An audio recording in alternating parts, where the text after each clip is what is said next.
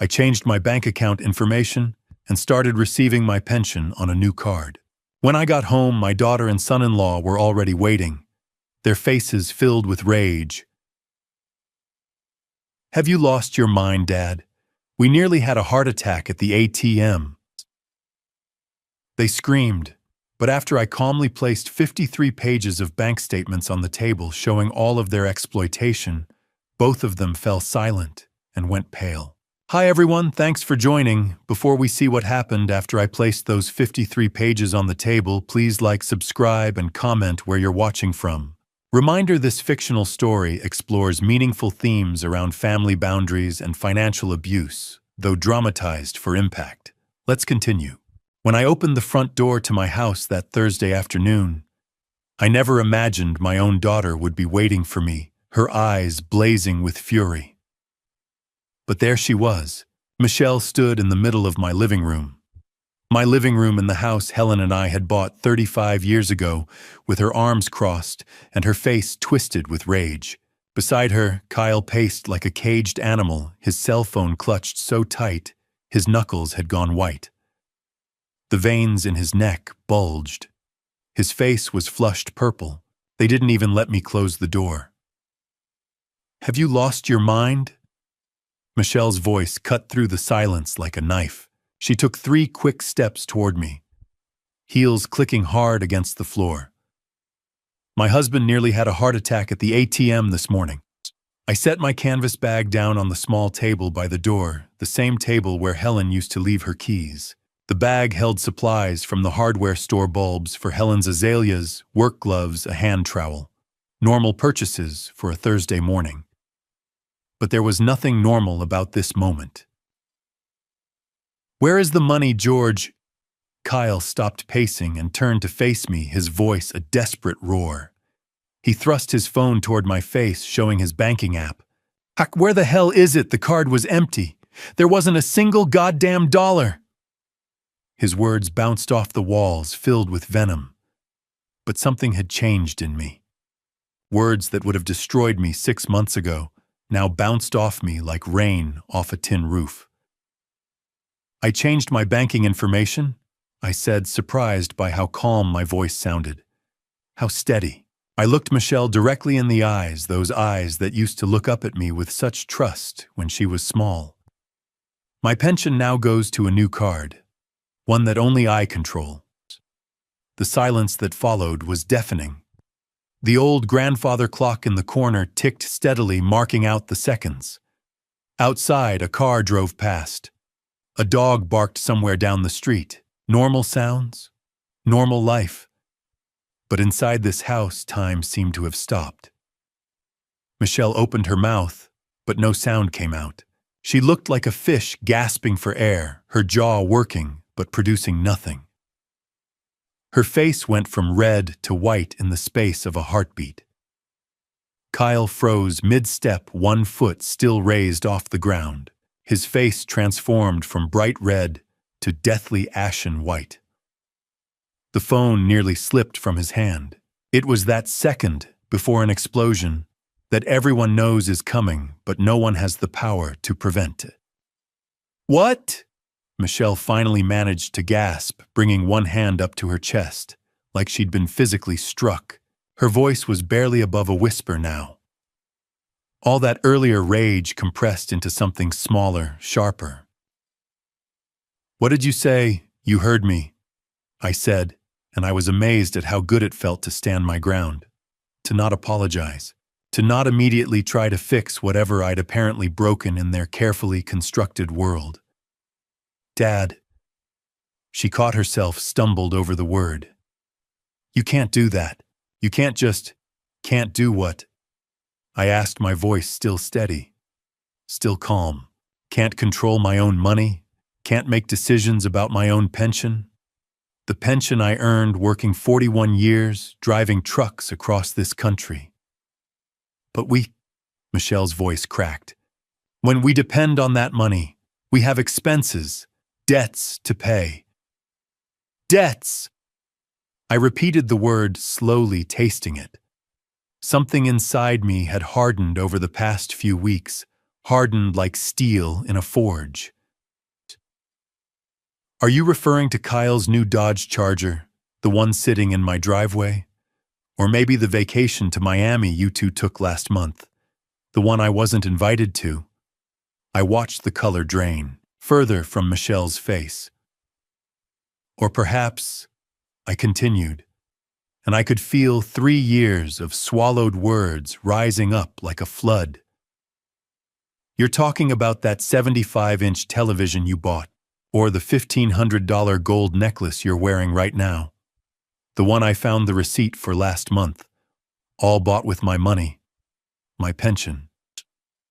Kyle took a step forward, his index finger pointing at me like a weapon shaking with rage. You live in our house, he spat out, and actual spittle flew from his lips. You eat our food. You use our electricity, our water, our heat. It's the least you can do to contribute.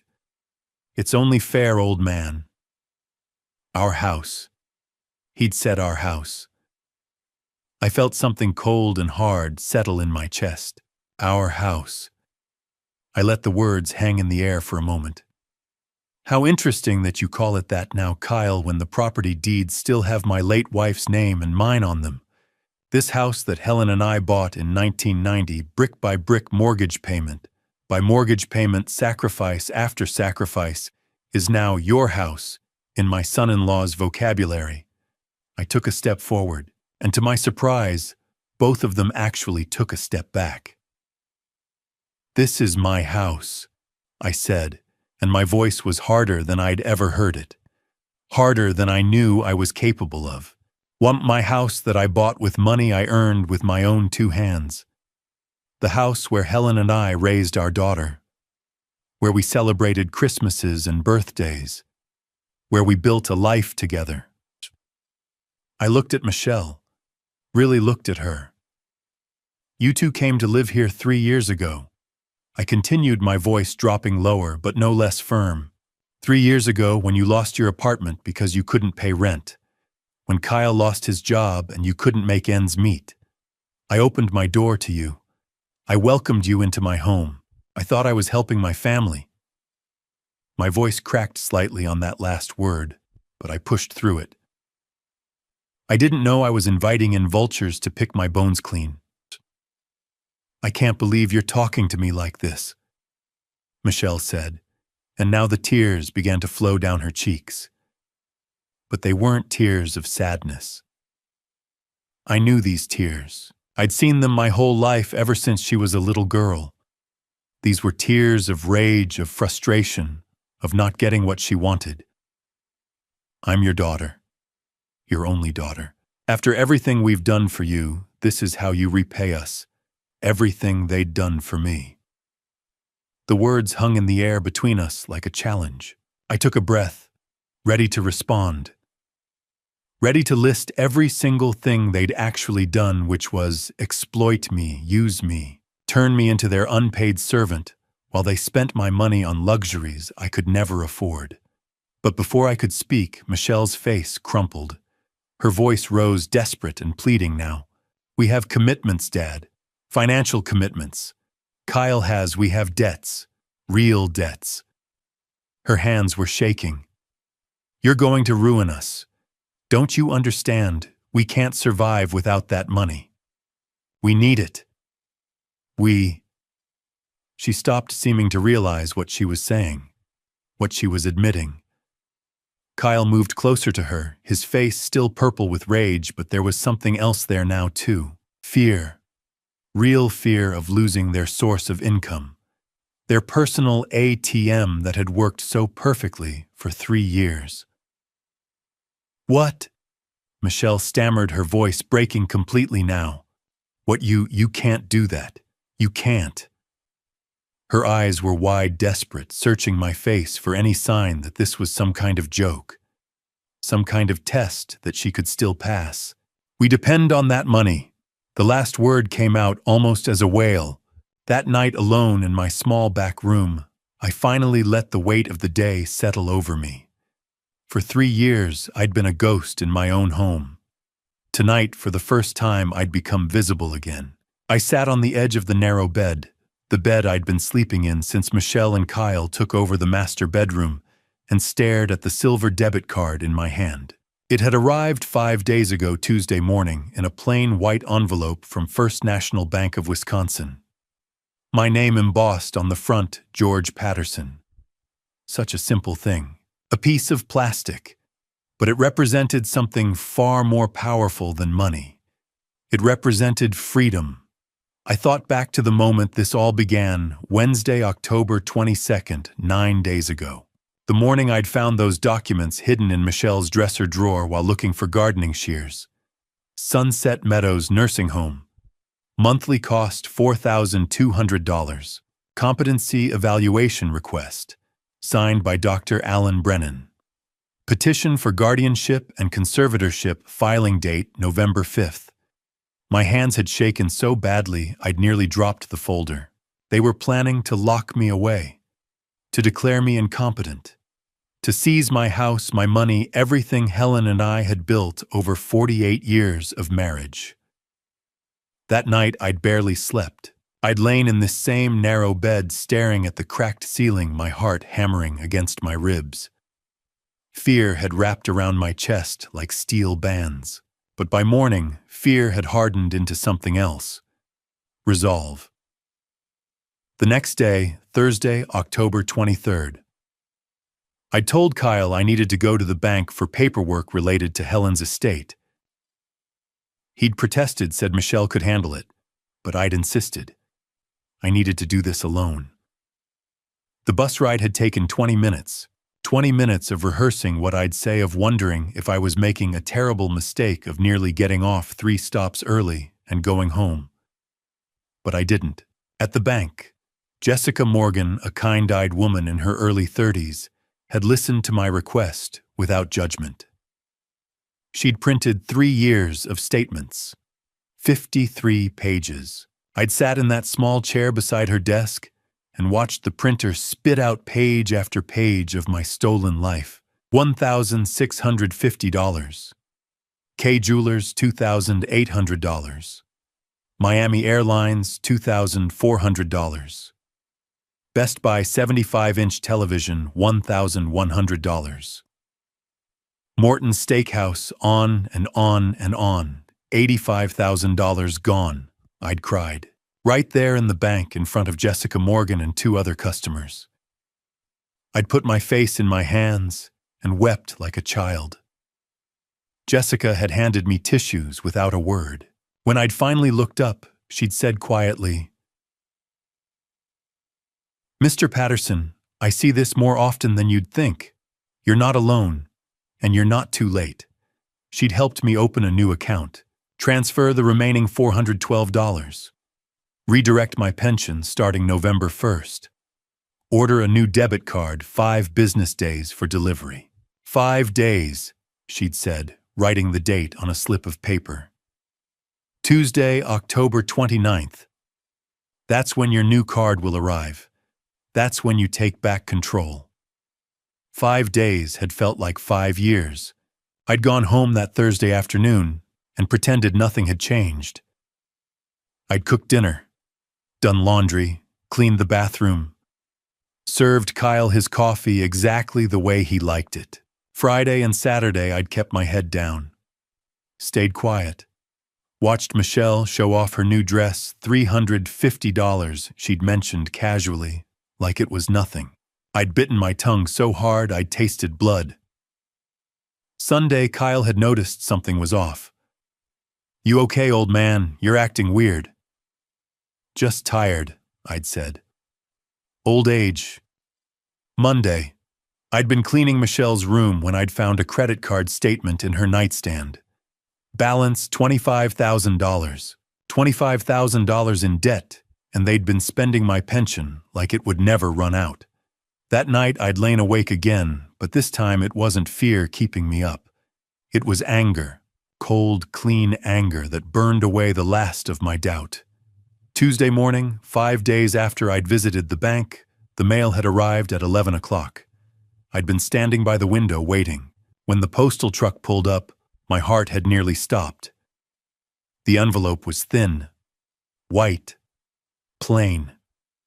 I'd carried it to my small room, locked the door, and opened it with shaking hands. Inside, one silver card with my name on it, one instruction sheet, one activation sticker.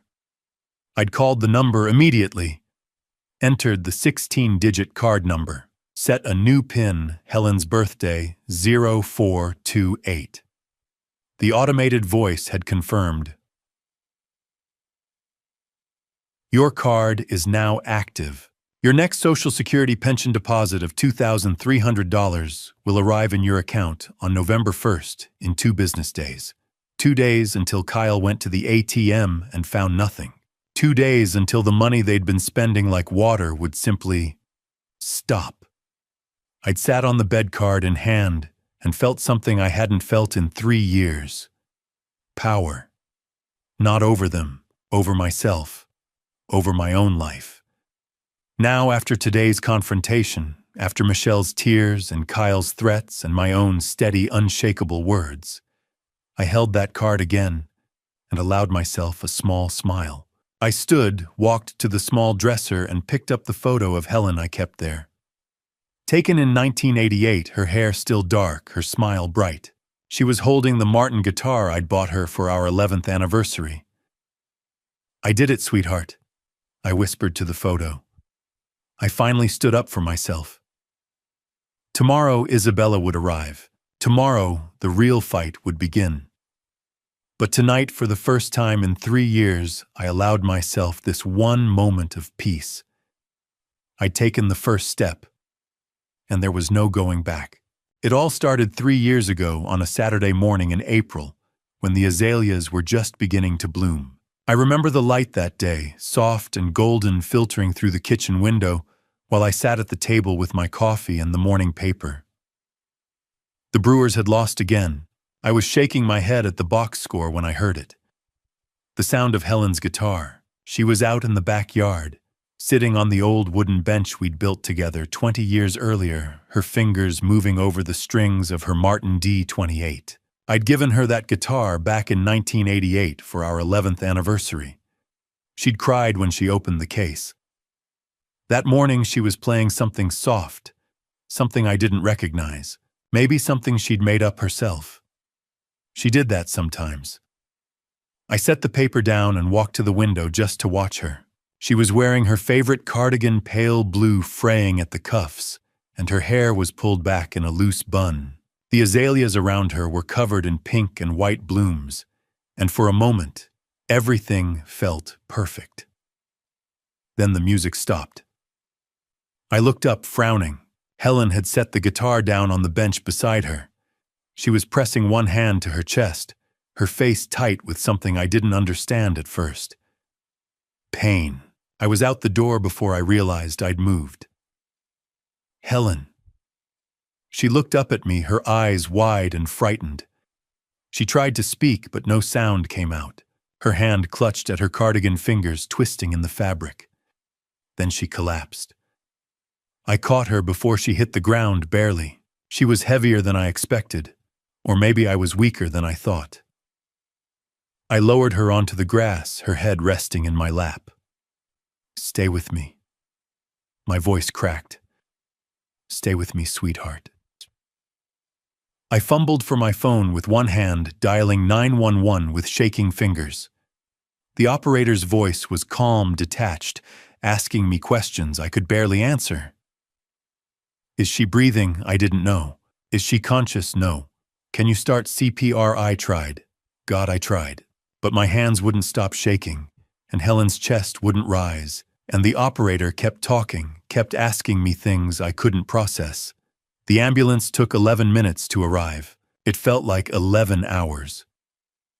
They worked on her in the driveway, 2 paramedics moving fast, their hands efficient and practiced. One of them glanced at me and said something I didn't hear. I just stood there frozen, watching them load her into the back of the ambulance. I rode with her to the hospital. I held her hand the whole way, even though I knew she couldn't feel it. At St. Luke's, they took her straight to the ER. I sat in the waiting room for 40 minutes staring at a television I couldn't hear, surrounded by strangers who looked just as lost as I felt. When the doctor finally came out, I knew. I could see it in his face. "Mr. Patterson," he said quietly, sitting down beside me. "Your wife suffered congestive heart failure. We did everything we could, but—" He paused, choosing his words carefully. "She's gone. I'm very sorry." I didn't cry. I didn't speak. I just nodded like he'd told me the Brewers lost again. I drove home alone. The guitar was still lying on the grass where Helen had dropped it. The azaleas were still blooming. The coffee cup was still sitting on the kitchen table, half empty and cold. Everything looked the same, but nothing was. The first 6 months were hell in silence. I'd wake up in the morning and reach for her, forgetting for half a second that she wasn't there. I'd make 2 cups of coffee instead of 1. I'd walk into the living room and expect to hear her humming in the kitchen. The house was too quiet. Every room screamed her absence. I stopped going to church. I stopped answering the phone when Leonard called. I stopped doing much of anything except sitting in my chair, staring at the wall, trying to figure out how to keep breathing. Michelle came by a few times that first month. She cried with me. She helped me sort through Helen's clothes, her books, her things. She told me it would get easier. She lied. By the 6th month, I'd stopped eating regular meals. I'd lost 15 pounds. My hands shook when I tried to pour coffee. I couldn't remember the last time I'd showered. The loneliness was unbearable. Every corner of that house held a memory I couldn't escape. Helen's reading glasses on the nightstand, her favorite coffee mug in the cabinet, the indent in the couch cushion where she used to sit. I was drowning in a house full of ghosts. That's when Michelle started visiting more often. She'd show up unannounced, always with Kyle in tow, always with that same worried look on her face. She'd ask how I was doing. She'd bring groceries I didn't ask for. She'd talk about how hard it must be living alone in such a big place. And every time she left, I'd catch her glancing around the house at the furniture, the walls, the yard, with an expression I couldn't quite read. It wasn't concern. It was something else. Something that made my stomach tighten even though I couldn't explain why.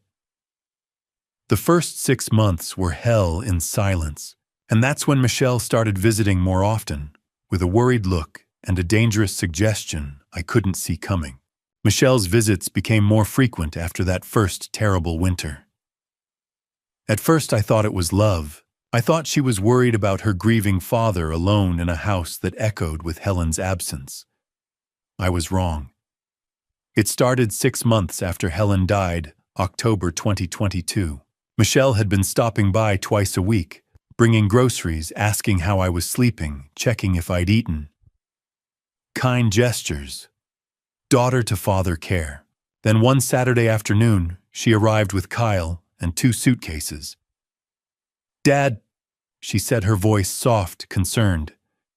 "We need to talk." I'd been sitting in the living room, staring at nothing in particular. The grief was still heavy, then pressing down on my chest like a physical weight. Some days I forgot to eat. Some days I didn't get out of bed until noon. Michelle sat beside me on the couch, Helen's couch, the one we'd picked out together in 1998, and took my hand. "You shouldn't be alone in this big house," she said gently. "What if something happens? What if you fall and no one's here? What if?" She paused, her eyes glistening with what looked like genuine tears. "Dad, I'm worried about you. We're worried about you." Kyle stood in the doorway, nodding. "It's a lot of house for one person, George. Too many stairs. Too much upkeep." "Kyle and I have been talking." Michelle continued, squeezing my hand. "What if we moved in just temporarily? Just until you're feeling stronger. Until you're ready to be on your own again." I looked around the empty house. Helen's reading chair sat vacant by the window. Her coffee mug still sat on the kitchen counter. I couldn't bring myself to put it away. The silence was suffocating. "You'd move in here?" I asked slowly. "Just for a little while," Michelle assured me. "We'd help with cooking, cleaning, all of it. You wouldn't have to worry about anything, and we'd be here if you needed us, day or night." I should have asked questions. I should have wondered why they needed to move, why now, what had happened to their apartment. But grief had made me stupid, lonely, desperate for any kind of companionship in a house that felt like a tomb. "Okay," I heard myself say. "Yes, that would be good." Michelle's face lit up with relief. She hugged me tight. "You won't regret this, Dad. I promise. We're going to take such good care of you." Kyle was already carrying suitcases up the stairs before I could change my mind. The first month wasn't bad. Michelle cooked meals not as good as Helen's, but edible. Kyle mowed the lawn, fixed a leaking faucet, changed light bulbs I couldn't reach. I felt useful helping with dishes, folding laundry, small tasks that made me feel like I was contributing. They'd taken the master bedroom. "You don't need all that space, Dad," Michelle had said already, moving her clothes into Helen's closet. "The guest room is perfect for you. Smaller, easier to heat." I'd moved into the small back room, the one where Helen used to sew, where she'd spent hours making quilts and mending clothes. It had a twin bed, a small dresser, one window that looked out at the fence. I told myself it was temporary. The second month, things began to shift. One evening in December, Kyle knocked on my door. "Hey, George, can I borrow $200 just until Friday? There's this job training course I need to pay for. It could really help me get back on my feet." $200 was a lot, but he was family, and if it helped him find work— "Sure," I said, reaching for my wallet. Friday came and went. Kyle never mentioned the money. When I brought it up a week later, he looked annoyed. "I'll get it to you, George." Jesus. It's not like you need it right away. I never saw that $200 again. In January, Michelle came to me with tears in her eyes. "Dad, I hate to ask this, but we're in a bind. Credit card payment is due, and Kyle's unemployment check was delayed." She wrung her hands. "Could you possibly lend us $300 just to cover it? We'll pay you back as soon as Kyle gets paid." $300. I hesitated, thinking of Kyle's unpaid $200. But Michelle was my daughter, my only child, and she looked so desperate. "Of course," I said. The $300 disappeared, just like the $200 had. By February, Michelle's tone had changed. "Dad, it would be so much easier if your pension just went into my account. That way I could manage all the household expenses directly. Pay the bills, buy groceries, handle everything. You wouldn't have to worry about a thing." Something in my gut twisted. I don't know, Michelle. That's my money, my pension. And we're using it for the household," she said, an edge creeping into her voice. "It's not like you're spending it on anything else. This way is just simpler, more organized." She placed papers in front of me. Bank forms, authorization forms. Dense paragraphs of legal language I didn't understand. "Just sign here," she said, pointing. "It'll make everything so much easier." I stared at the papers, at my daughter's face, Helen's eyes, Helen's nose, but an expression I didn't recognize.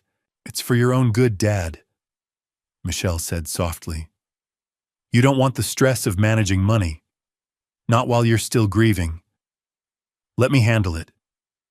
My hand shook as I picked up the pen.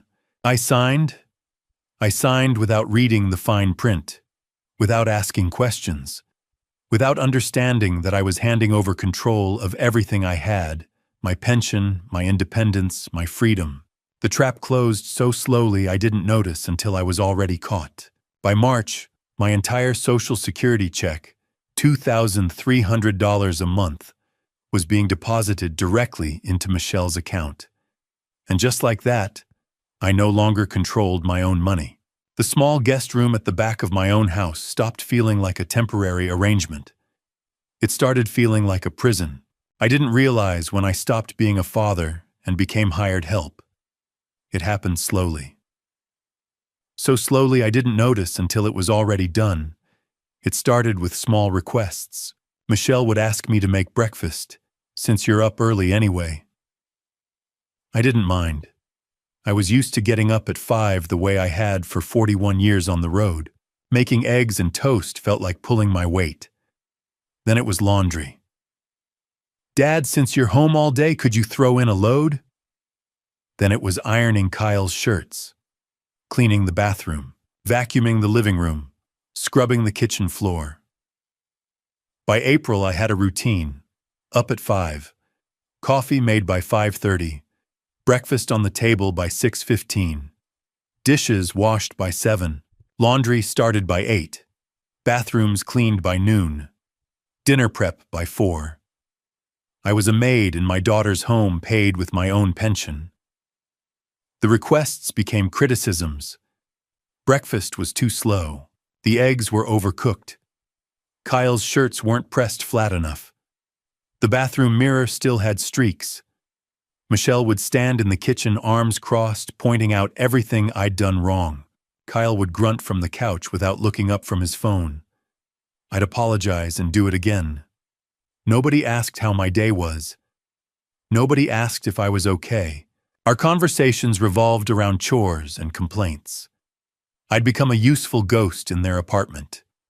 One Friday evening in May, they got dressed up. Michelle wore a new dress, dark blue with a low neckline.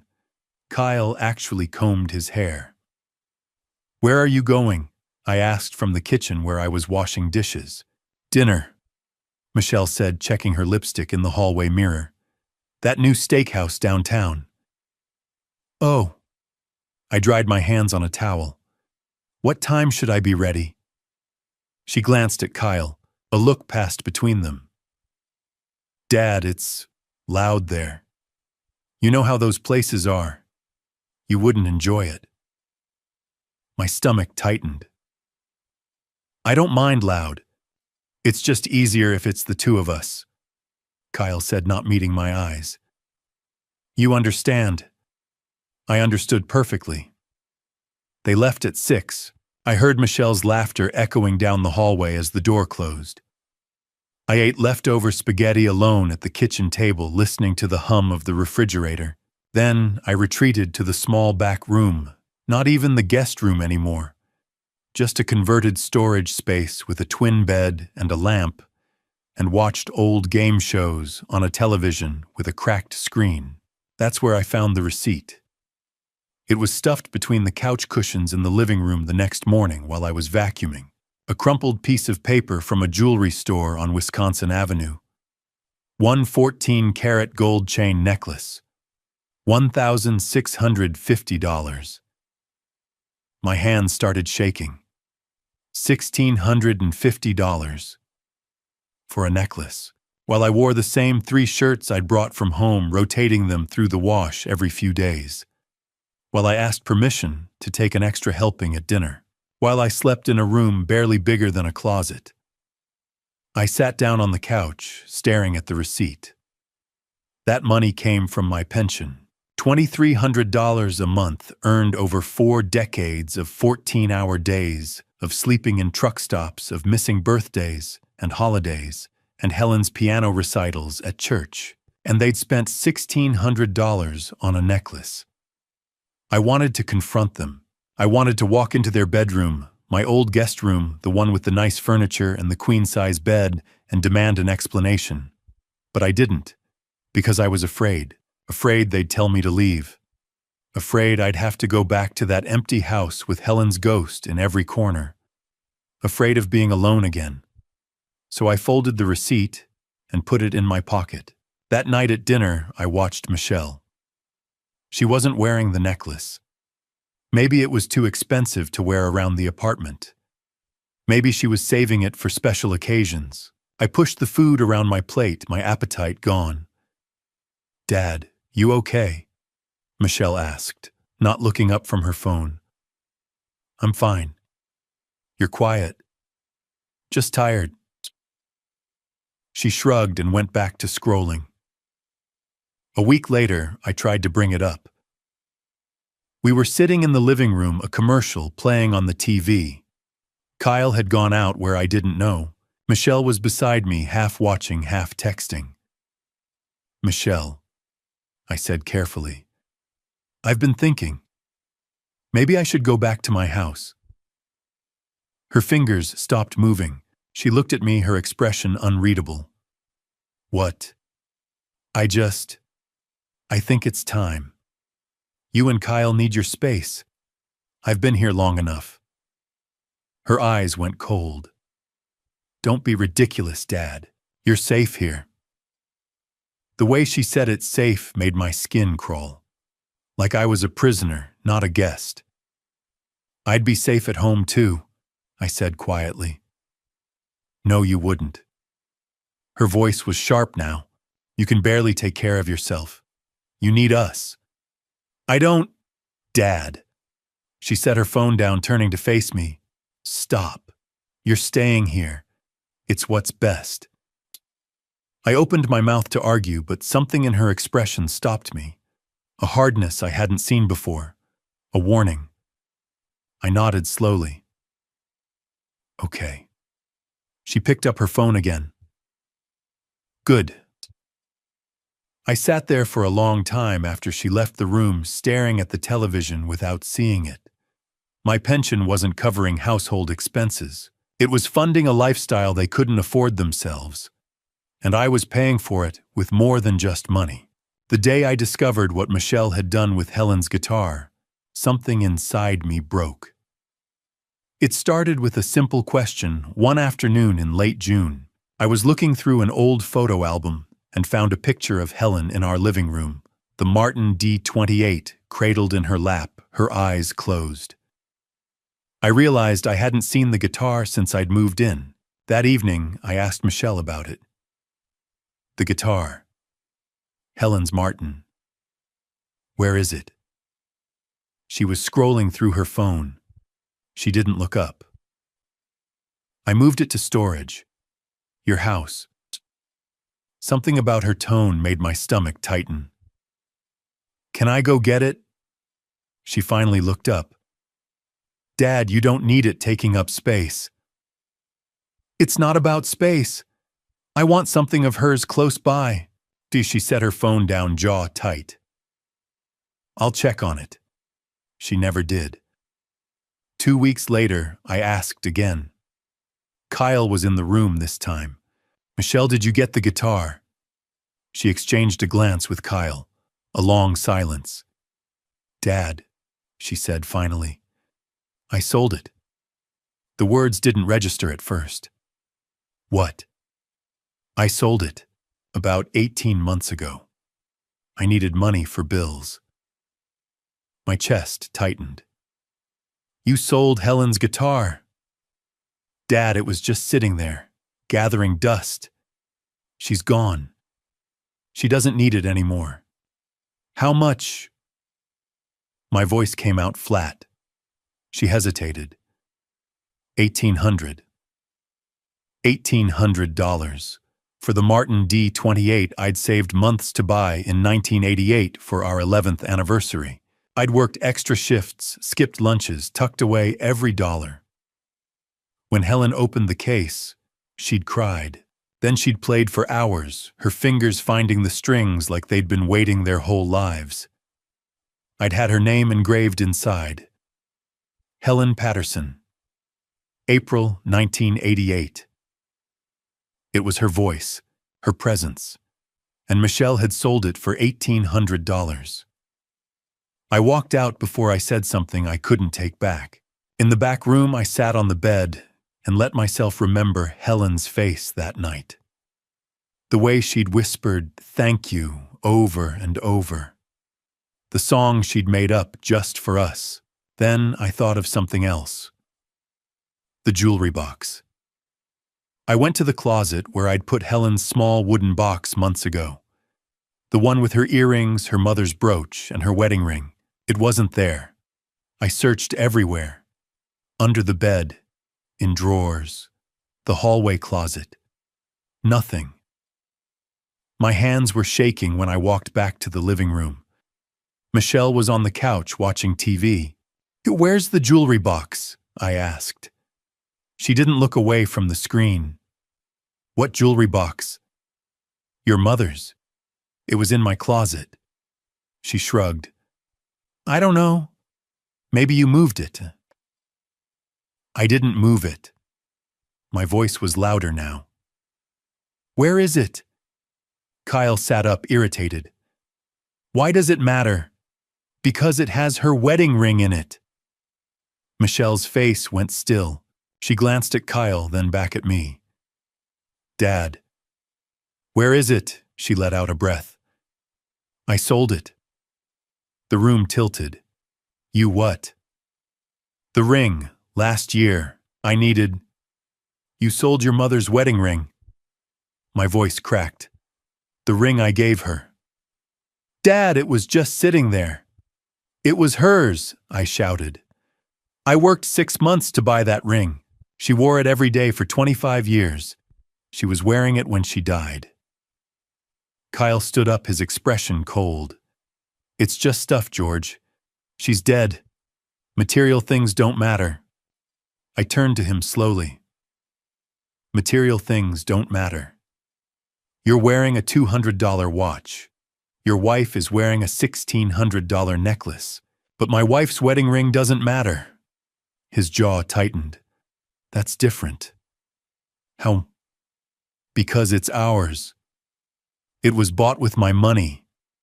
I was shouting now. "Every dollar you've spent came from my pension. You sold my wife's ring and bought yourself jewelry with money I earned." Michelle stepped between us. "Dad, calm down." "How much?" I demanded. "How much did you get for it?" She hesitated. $2,100.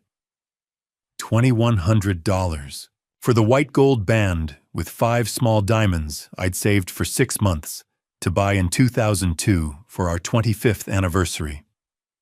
I'd worked overtime, tucked money away in an envelope. When I gave it to her at dinner, she'd whispered, "It's perfect." She'd worn both rings, the simple gold from 1977 and the new one every day until she died. The paramedics had placed them in my hand. I'd held them all the way home.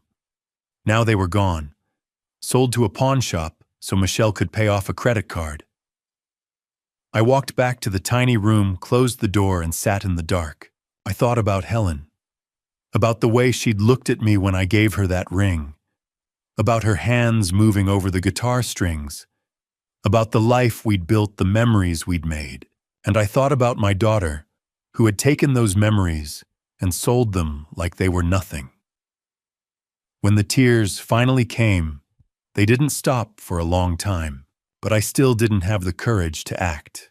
Not yet. Because the worst betrayal was still waiting to be discovered. I found the documents on a Wednesday morning hidden in Michelle's dresser drawer. And everything changed. It was October 22nd. I remember the date because I'd been counting the days since Helen died, 18 months, 1 week, and 3 days. Time had stopped meaning much, but I still counted. I was looking for the garden shears. Michelle had borrowed them weeks earlier to trim some plants at my house, the house I hadn't been back to since I'd moved in with her. The azaleas needed attention, she'd said. She'd take care of it. She never returned the shears. That morning she was at work. Kyle was out, I didn't know where, and I'd stopped asking. I was alone in the apartment, and I needed those shears for a small repair job in the back room. I checked the hall closet, the kitchen drawers, the garage. Nothing. Finally, I knocked on Michelle's bedroom door, a habit even though she wasn't home. No answer. I pushed it open. The room was neat, organized. The bed was made. Kyle's clothes were folded on a chair. I walked to the dresser, opened the top drawer carefully. No shears. I opened the second drawer. That's when I saw the folder. It was manila thick, tucked beneath a stack of sweaters. The tab on top read, Sunset Meadows Nursing Home. My hands stopped moving. I should have closed the drawer, should have walked away, but something in my gut told me to look. I pulled the folder out and opened it. The first page was a glossy brochure. Sunset Meadows, a place to call home. Photos of smiling elderly people in wheelchairs sitting in sunny common rooms, playing cards, eating meals at long tables. The pricing sheet was paper-clipped to the back, starting at $4,200 per month. $4,200. My pension was $2,300. I flipped to the next page. A form half filled out in Michelle's handwriting, competency evaluation request. At the top, a name, Dr. Alan Brennan. I read it slowly, my heart pounding in my ears. Patient George Patterson, 72 years old. Referred by daughter Michelle Patterson for cognitive assessment. Preliminary observations, disoriented memory issues, difficulty with daily tasks. Recommendation, full evaluation for assisted living placement. My vision blurred. I didn't know Dr. Brennan. I'd never heard that name in my life. But someone had evaluated me. Someone had written this report. I flipped to the next page. A copy of the evaluation itself, dated 3 weeks earlier. Patient appears confused during interview, unable to recall recent events, expressed disorientation regarding current living situation, demonstrates need for supervised care. 3 weeks ago. I tried to remember. Had I been to a doctor 3 weeks ago? And then it hit me. 3 weeks ago, Michelle had driven me to a clinic on the east side. She'd said it was a routine checkup, that my insurance required an annual physical. I'd been tired that day, groggy actually. I'd taken cold medicine that morning because I'd been sniffling. The appointment had been short, 10, maybe 15 minutes. A young doctor I'd never met had asked me a few questions: what year it was, who the president was, where I lived. I'd answered, though my head had been foggy from the medicine. He'd nodded, written something down, and sent me on my way. I hadn't thought about it since, but now I understood. They'd drugged me, or at least waited until I was medicated, disoriented. Then they'd taken me to a doctor who'd barely spent 15 minutes with me and declared me incompetent. My hands were shaking as I turned to the next page. It was a legal document, petition for guardianship and conservatorship. The first line read, Michelle Patterson requests appointment as legal guardian and conservator for George Patterson, who is unable to manage his own affairs due to cognitive decline.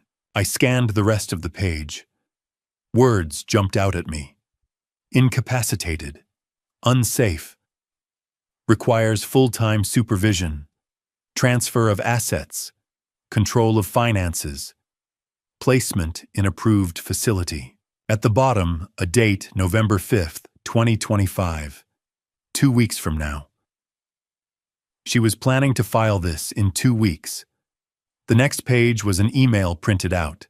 The header read, From Michelle Patterson, to Dr. Alan Brennan. I read it twice, my chest tight. Dr. Brennan, thank you for agreeing to help with my father's evaluation.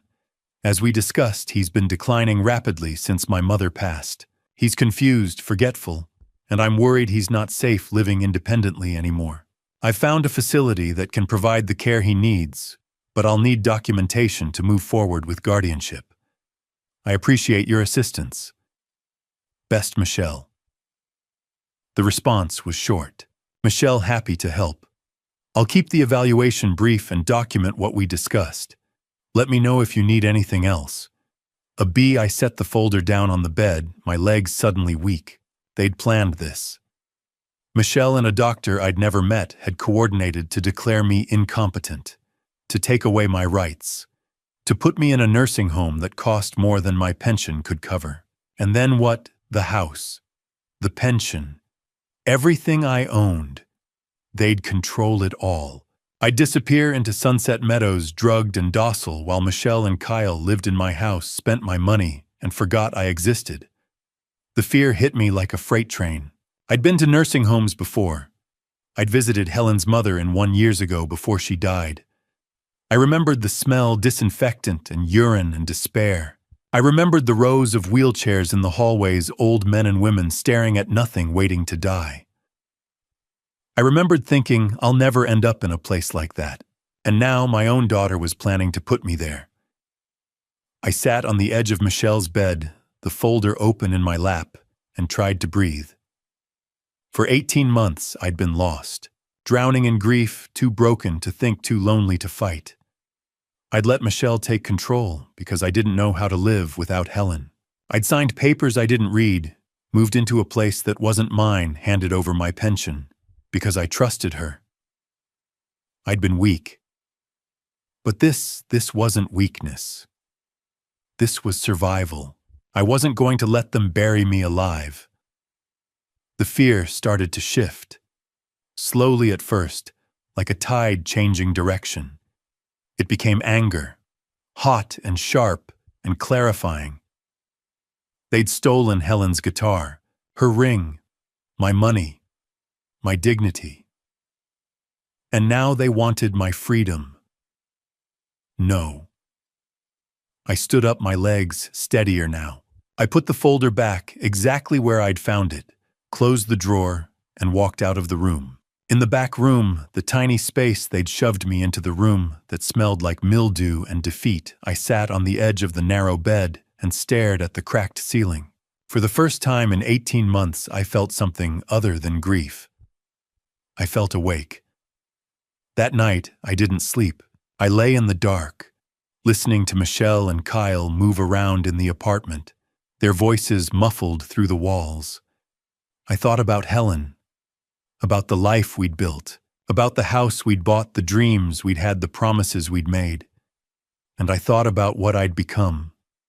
A ghost, a servant, a man with no voice, no money, no control. But I wasn't dead yet. I still had my name. I still had my pension. Legally, it was mine, even if Michelle controlled the account. I still had the deed to my house somewhere in a drawer back home, and I still had a choice. I could let them win. I could let Michelle file that petition, let some judge who'd never met me declare me incompetent, let them ship me off to Sunset Meadows to rot. Or I could fight. I made the decision sometime around 3 in the morning, staring at the ceiling in the dark. Tomorrow I'd go to the bank. Tomorrow I'd take back my life. I walked into First National Bank at 10 o'clock Thursday morning. When I walked out, I was a different man. That morning I'd told Michelle and Kyle I was going out. "You where?" Kyle asked from the couch, not looking up from his phone. "The bank." His head snapped up. "What for? Paperwork," I said carefully. Something about Helen's old account. Inheritance forms. Michelle appeared in the doorway, arms crossed. "I can take care of that for you, Dad." "No." The word came out firmer than I'd intended. "I'll handle it myself." Kyle stood up. "George, you don't need to. I'm going." I picked up my jacket from the chair. "I'll be back this afternoon." Michelle's eyes narrowed. "Dad, I'll be fine." I walked toward the door before either of them could stop me. Behind me, I heard Kyle mutter something to Michelle. I didn't turn around. The bus ride took 20 minutes. I sat near the back, watching Milwaukee roll past the windows, my heart pounding in my chest. My hands were sweating. My stomach was tight. I kept thinking about the folder, the petition, the nursing home. By the time I reached the bank, I felt like I might be sick. First National Bank of Wisconsin was small, tucked into a strip mall on Oklahoma Avenue. I'd been here a dozen times over the years to deposit checks, to sign papers when Michelle added her name to my account, to withdraw cash when I still had access. Now I was here to take it all back. Inside, the air was cool and quiet. A few customers stood at the teller windows. An older man sat in the waiting area reading a newspaper. I walked to the desk and asked to speak with someone about my account. The woman who came out was young, early 30s maybe, with dark hair pulled back in a ponytail and kind eyes. Her name tag read, Jessica Morgan. Mr. Patterson. She smiled and gestured to a chair. How can I help you today? I sat down, my hands folded in my lap. For a moment I couldn't speak. Mr. Patterson, she asked gently. I cleared my throat. I need to see all the transactions on my account, from the last 3 years. Her smile faded slightly. All of them? Yes. She nodded slowly, typing something into her computer. That's going to be quite a few pages. Are you sure? I'm sure. She printed the statements. The machine hummed and clicked, spitting out page after page. When it finally stopped, she handed me a thick stack of paper. 53 pages, she said quietly. I took them with shaking hands. I started at the beginning. January 2023. The first page showed my pension deposits, $2,300 every month like clockwork. And below each deposit, a long list of withdrawals.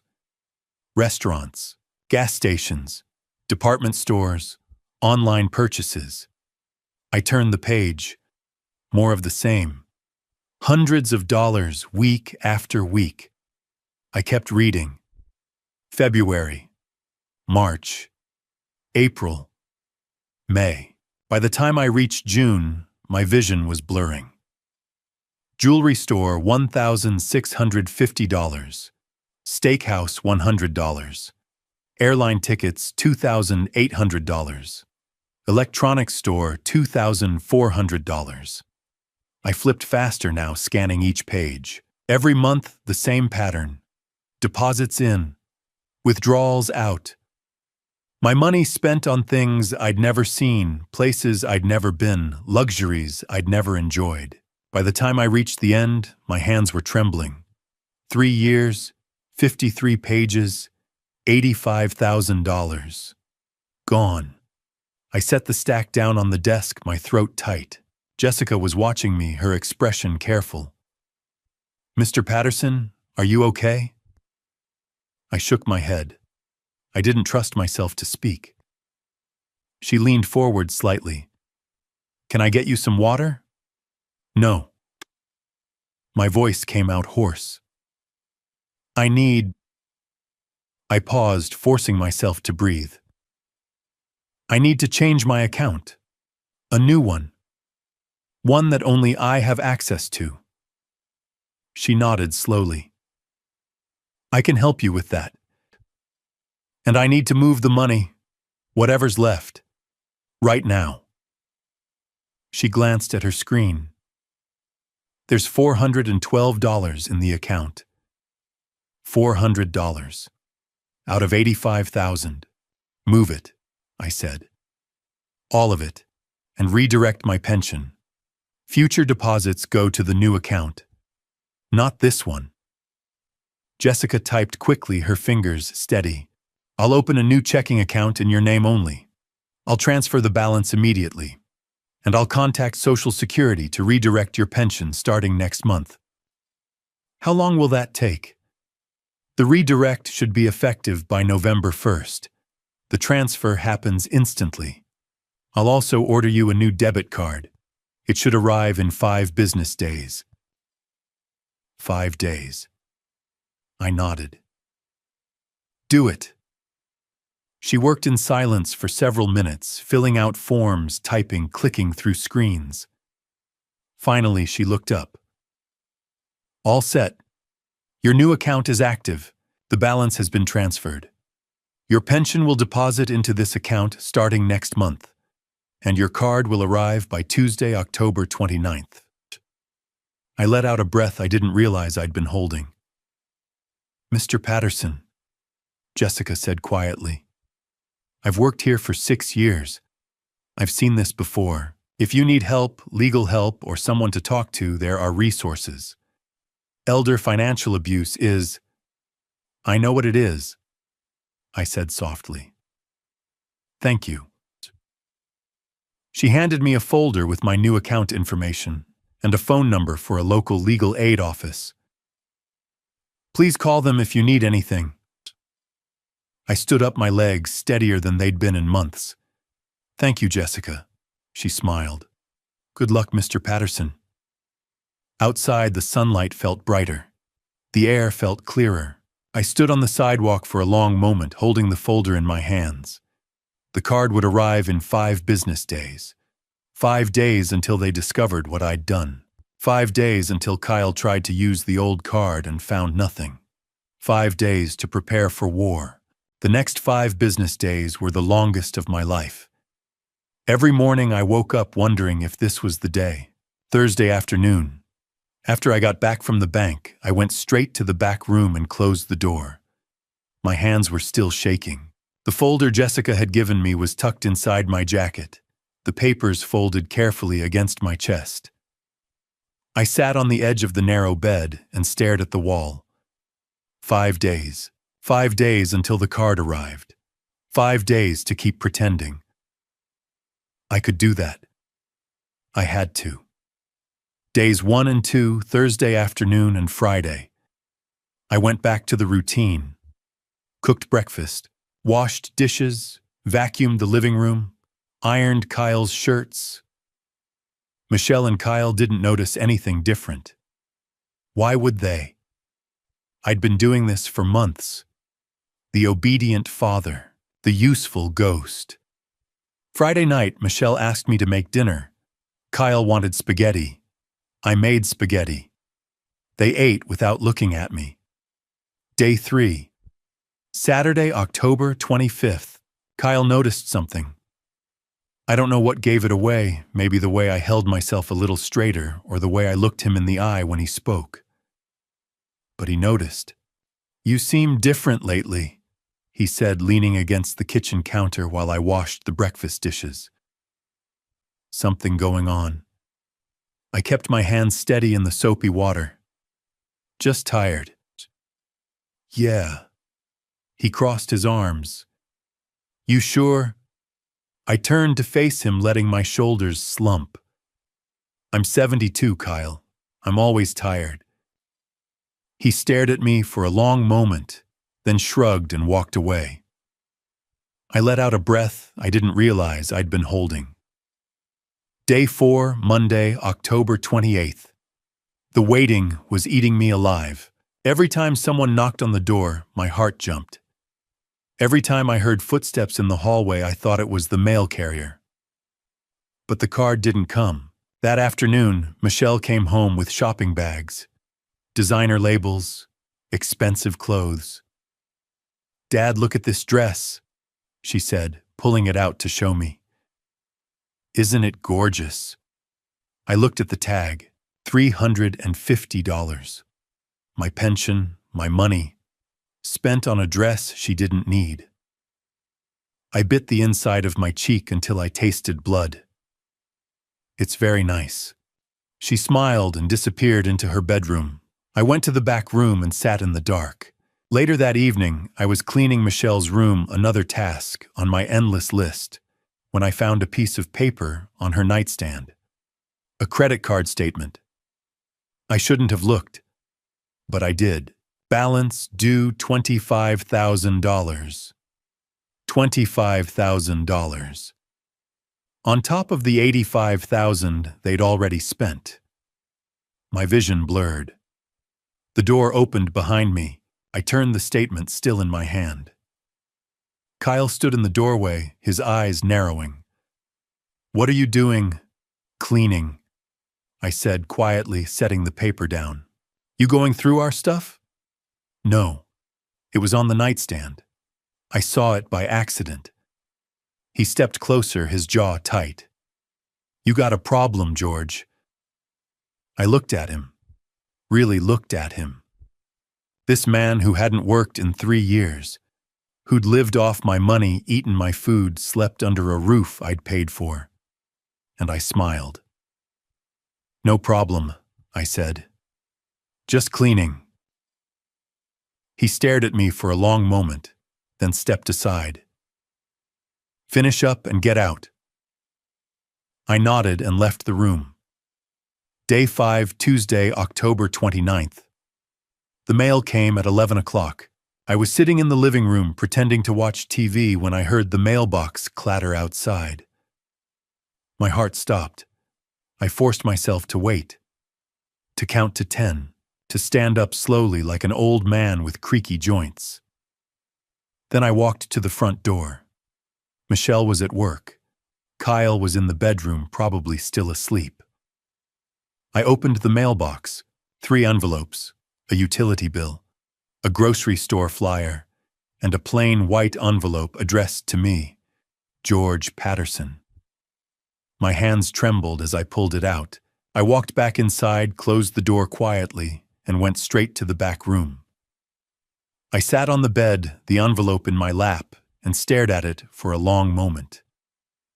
Then I tore it open. Inside was a silver card, with my name embossed across the bottom, George Patterson, and a small instruction sheet. I picked up my phone and dialed the activation number with shaking fingers. The automated voice walked me through the steps. Confirm my identity. Create a new PIN. Verify the account. "Your card has been activated," the voice said. "Your next pension deposit will arrive in 2 business days." 2 days. Thursday, October 31st. I hung up and sat in the silence, the card cool and smooth in my hand. For the first time in 3 years, I had control. I had my money back, my independence, my voice. And in 2 days, when Kyle went to the ATM like he always did on the 1st of the month to check the balance or pull out cash for groceries or gas or whatever the hell he wanted, there would be nothing. The account would be empty. And then they'd know. I stood up and walked to the small mirror hanging above the dresser. I looked at myself, really looked. My hair was grayer than I remembered. My face was thinner. There were lines around my eyes I didn't recognize. But my eyes were clear. I wasn't the broken man who'd moved into this apartment 18 months ago. I wasn't the grieving widower who'd signed away his pension because he was too lonely to fight. I was George Patterson, 72 years old, 41 years on the road, husband to Helen for 48 years, father to Michelle whether she deserved it or not. And I was done. 2 more days. On Thursday, when Kyle went to the ATM like he always did, there would be nothing. And then the confrontation I'd delayed for 3 years would finally explode. Thursday morning dawned gray and cold, typical Milwaukee October weather. But I felt warm inside for the first time in 3 years. I woke up at 5, made coffee, and stood at the kitchen window watching the sun struggle through the clouds. Today was the day. My pension had deposited overnight into my new account. $2,300. Mine. And Kyle didn't know yet. I made breakfast in silence, ate slowly. At 9 o'clock, I put on my jacket and walked to the hardware store 3 blocks away. I needed azalea bulbs for the garden back home. On the way back, I saw Kyle's car pass me going the opposite direction. His face was set, determined. I knew where he was going. The ATM. My heart started pounding. I walked faster. By the time I reached the apartment, my palms were sweating. I climbed the stairs, unlocked the door, and stepped inside. Michelle was standing in the living room, her face twisted with fury. Kyle was pacing, phone in hand. They'd been waiting for me. "Where the hell have you been?" Kyle's voice was sharp. I set the bag of bulbs down. "Hardware store." "What the hell did you do, old man?" I looked at him, then at Michelle. Her eyes were red. She'd been crying. "I changed my banking information," I said calmly. "My pension goes to me now." The silence was deafening. Kyle took a step toward me. "You can't do that." "I can. I did."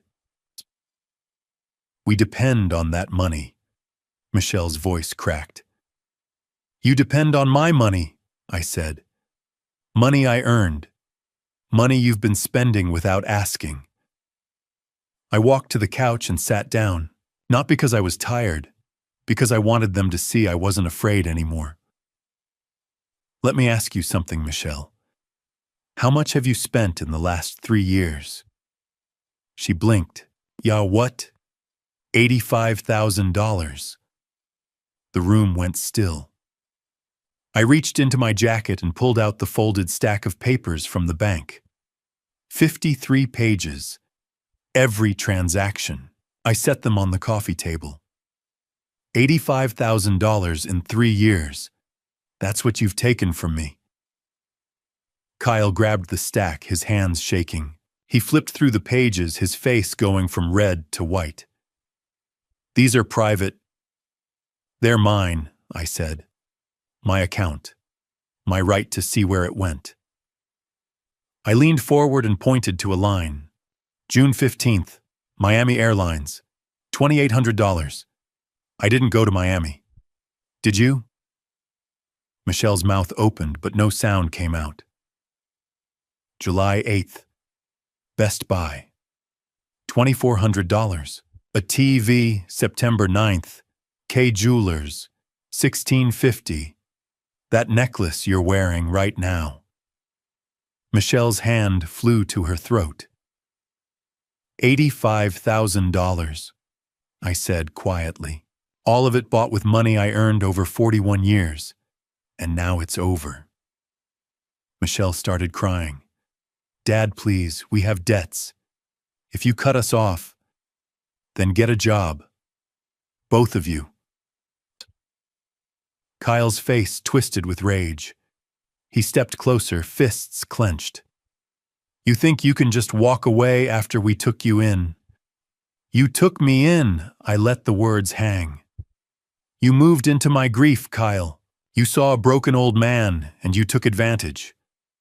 His hand slammed down on the coffee table, rattling the papers. Watch yourself, old man. I didn't flinch. Or what you'll hit me, go ahead. Give me one more reason to call the police. Michelle grabbed his arm. Kyle, don't. He shook her off, but didn't move closer. Here's what's going to happen, I said quietly. My money is mine. My pension goes into my account. If you want to stay in this apartment, you figure out how to pay for it yourselves. If you can't. I paused. Then the doors opened. Michelle looked up at me, her face streaked with tears. You're really going to abandon us? I'm not abandoning you. I'm taking back my life. Kyle's voice was low, dangerous. You'll regret this. Maybe, I said, but at least I'll be free. I turned toward the hallway when the doorbell rang. We all froze. I walked to the door and opened it. Standing on the threshold, her dark hair pulled back in a ponytail. Her face a mirror of Helen's when she was young, was my granddaughter. Grandpa. Isabella's voice was soft, uncertain. I stared at her, my throat tight. Isabella. She looked past me into the apartment where Michelle and Kyle stood frozen. Her expression shifted, confusion, then understanding, then something harder. I got your voicemail from 3 weeks ago. I'm sorry I didn't call back sooner. She stopped, scanning my face. Are you okay? I'm okay, I said. She stepped inside, her eyes moving from me to Michelle to Kyle, taking in the tension, the scattered papers on the coffee table. Oh, what's going on? Nobody answered. Isabella walked over, picked up the top page of bank statements and read it silently. Then she looked up at Michelle. Mom, what is this? Michelle's face crumpled. Bella, it's not what it looks like. It looks like you've been spending Grandpa's money. Isabella's voice was calm, but there was steel underneath. Is that what this is? Kyle stepped forward. This is none of your business. He's my grandfather. Isabella's voice cut through the room. That makes it my business. She turned to me, her expression softening. Grandpa, how long has this been going on? 3 years, I said quietly. Her jaw tightened. She looked at Michelle, then at Kyle, then back at me. Pack your things, she said. You're coming home. Isabella stood on the threshold, an arrival that would change everything. I hadn't seen my granddaughter in 2 years. Now she stood in my doorway like an angel sent to save me. Isabella was 26, but she looked so much like Helen at that age it made my chest ache. Same dark hair, same sharp eyes, same way of holding herself, like she was ready to take on the world. She stepped inside, her gaze sweeping over the cramped apartment, the tension still hanging in the air, the bank statements scattered on the coffee table. Grandpa, she said quietly, so we need to talk. Michelle stood up from the couch, her face pale. Bella, this isn't a good time. No, Mom. Isabella's voice was calm but firm. I think this is exactly the right time. She turned to me. Grandpa, I talked to Leonard Foster last week. He said he hasn't seen you in 3 years. He said he's been calling, but nobody ever answers. He was worried. My throat tightened. Leonard, my best friend for 40 years. I hadn't spoken to him since Helen died. I didn't know he called, I said quietly. Isabella's jaw tightened. She looked at Michelle. So you didn't tell him? Michelle opened her mouth, then closed it. Every time I called to visit, Isabella continued, her voice steady. You told me Grandpa wasn't feeling well, that he was confused, that it wasn't a good time. For 2 years, Mom. 2 years of excuses. Bella, I was trying to protect. Protect who?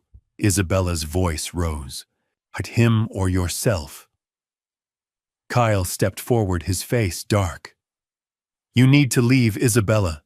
This is between us and George. Isabella didn't even look at him. She walked over to the coffee table, picked up the top page of bank statements, and read it silently. Then another. Then another. When she finally looked up, her expression was cold. Quit to $85,000, she said quietly. In 3 years. That's what you've taken from him. Michelle's face crumpled. Bella, you don't understand. I understand perfectly. Isabella pulled out her phone. Elder financial abuse. That's what this is called. It's a felony in Wisconsin. She started taking pictures. The bank statements, the receipts still scattered on the table. The credit card statement I'd found in Michelle's room still sitting on the arm of the couch. Kyle moved toward her. Put the phone down. Isabella turned to face him, her eyes blazing. Touch me and I'll call the police right now. He stopped, his fists clenched at his sides. Isabella turned back to me. Can Grandpa tell me what happened? All of it. So I did. I told her about Helen dying, about the grief that swallowed me whole, about Michelle convincing me to move in with them, to let her manage my money, to sign papers I didn't read. I told her about becoming a servant in their home, about the guitar and the wedding ring sold without my permission, about the nursing home documents I'd found in Michelle's drawer. I told her everything. By the time I finished, Isabella's eyes were bright with tears, but her jaw was set, her shoulders square. You're not staying here, she said firmly. You're coming home with me. Bella, Michelle started. No. Isabella's voice cut through the room like a blade. You don't get to talk right now, Mom. You don't get to make excuses or beg forgiveness or tell me I don't understand. You stole from him. You isolated him. You tried to have him declared incompetent so you could take everything he had. Michelle sank onto the couch, her face in her hands. Kyle stepped forward again, his voice low and dangerous. You think you know everything, don't you? You think you're so much better than us. Isabella turned to him slowly. 2 years ago, you asked me for $200. You said it was for a job training course. I gave it to you because I trusted you. You never paid me back. You never even mentioned it again. Kyle's face went red. That's when I started keeping my distance, Isabella said quietly. That's when I knew something was wrong. And Mom, she looked at Michelle. You never stopped him. You never told him to pay me back. You never said a word. Michelle didn't look up. Isabella turned back to me, her expression softening. Grandpa, I should have come sooner. I should have pushed harder when Mom kept making excuses. I'm sorry. It's not your fault, I said quietly. It's not yours either. She reached out and squeezed my hand. But it ends now. She turned to face Michelle and Kyle, her voice steady and clear. Here's what's going to happen. Grandpa is going to pack his things. He's leaving this apartment today. He's going back to his house, the house he and Grandma bought, the house that belongs to him. Bella, we can't afford, Michelle started. I don't care. Isabella's voice was ice. You should have thought about that before you spent $85,000 of his money. Kyle stepped closer, looming over Isabella. You can't just take him. We'll call who? Isabella didn't back down. A lawyer. Go ahead. I've got pictures of every transaction, every receipt, every piece of evidence showing what you've done. Elder financial abuse carries up to 10 years in prison in Wisconsin. Want to test that? Kyle's mouth snapped shut. Isabella looked at me. Grandpa, do you want to leave? I looked around the apartment, the cramped living room, the back room that smelled like mildew, the faces of my daughter and her husband twisted with anger and fear. Yes, I said. I want to leave. Then pack your things. I stood up and walked to the back room. My hands were shaking, but my legs felt steady. I pulled the suitcase out from under the bed, the same one I'd packed 18 months ago, and started folding my clothes. It took less than 10 minutes. I didn't have much. When I came back to the living room, Isabella was still standing between me and Kyle, her phone in her hand, her expression fierce. Wait, Michelle said, her voice hoarse. Dad, please. We can fix this. We can work something out. I looked at her, my daughter, my little girl. The woman who'd cried in my arms when Helen died. The woman who'd stolen my money, sold my wife's treasures, tried to have me locked away. You can stay here, I said quietly, in this apartment. But if you do, you pay rent, $1,200 a month. Isabella cleared her throat. Grandpa, can I make a suggestion? I nodded. She pulled out her phone and typed quickly. Average rent for a 2-bedroom in this area is about $1,100. But considering they've been living rent-free for 18 months, let's call it $1,050. Fair market value. $1,050, I agreed. And you cover your own expenses, food, utilities, everything. Michelle's eyes went wide. Dad, we can't afford. Then get jobs, I said simply. Both of you. Kyle's face twisted with rage. You're really going to do this? You're really going to side with her over us? I'm not siding with anyone, I said. I'm taking back my life. Isabella stepped forward, her voice calm and clear. You have 3 weeks, until the end of November. Either you pay the $1,050 a month and start contributing, or you find another place to live. Those are your options. Michelle looked up at me, her face streaked with tears. Dad. 3 weeks, I said. I picked up my suitcase and walked to the door. Isabella followed, her hand on my shoulder. Behind us, I heard Michelle collapse back onto the couch, sobbing. I heard Kyle curse under his breath, then slam the bedroom door. But I didn't look back. Outside, the October air was cold and sharp. Isabella's car was parked at the curb, a small Honda Civic, its trunk already open. Grandpa, she said quietly as we loaded my suitcase. I'm not leaving you alone with them. I'm staying until this is sorted. I looked at her, my throat tight. You have work. You have a life in Chicago. I can work remotely for a few weeks, and you're more important. She closed the trunk and turned to face me. You're my grandfather. You're the man who taught me how to ride a bike, who took me fishing every summer, who told me I could be anything I wanted. I'm not walking away from you now. I pulled her into a hug, and for the first time in 3 years, I let myself cry. Not from grief, not from shame, from relief. The days after Isabella arrived felt like living in a war zone with invisible bullets. I moved back into my house, the house Helen and I had bought 35 years ago, the house I should never have left. Isabella stayed with me, sleeping in the guest room, working from the kitchen table during the day, making sure I wasn't alone. But Michelle and Kyle didn't leave the apartment right away.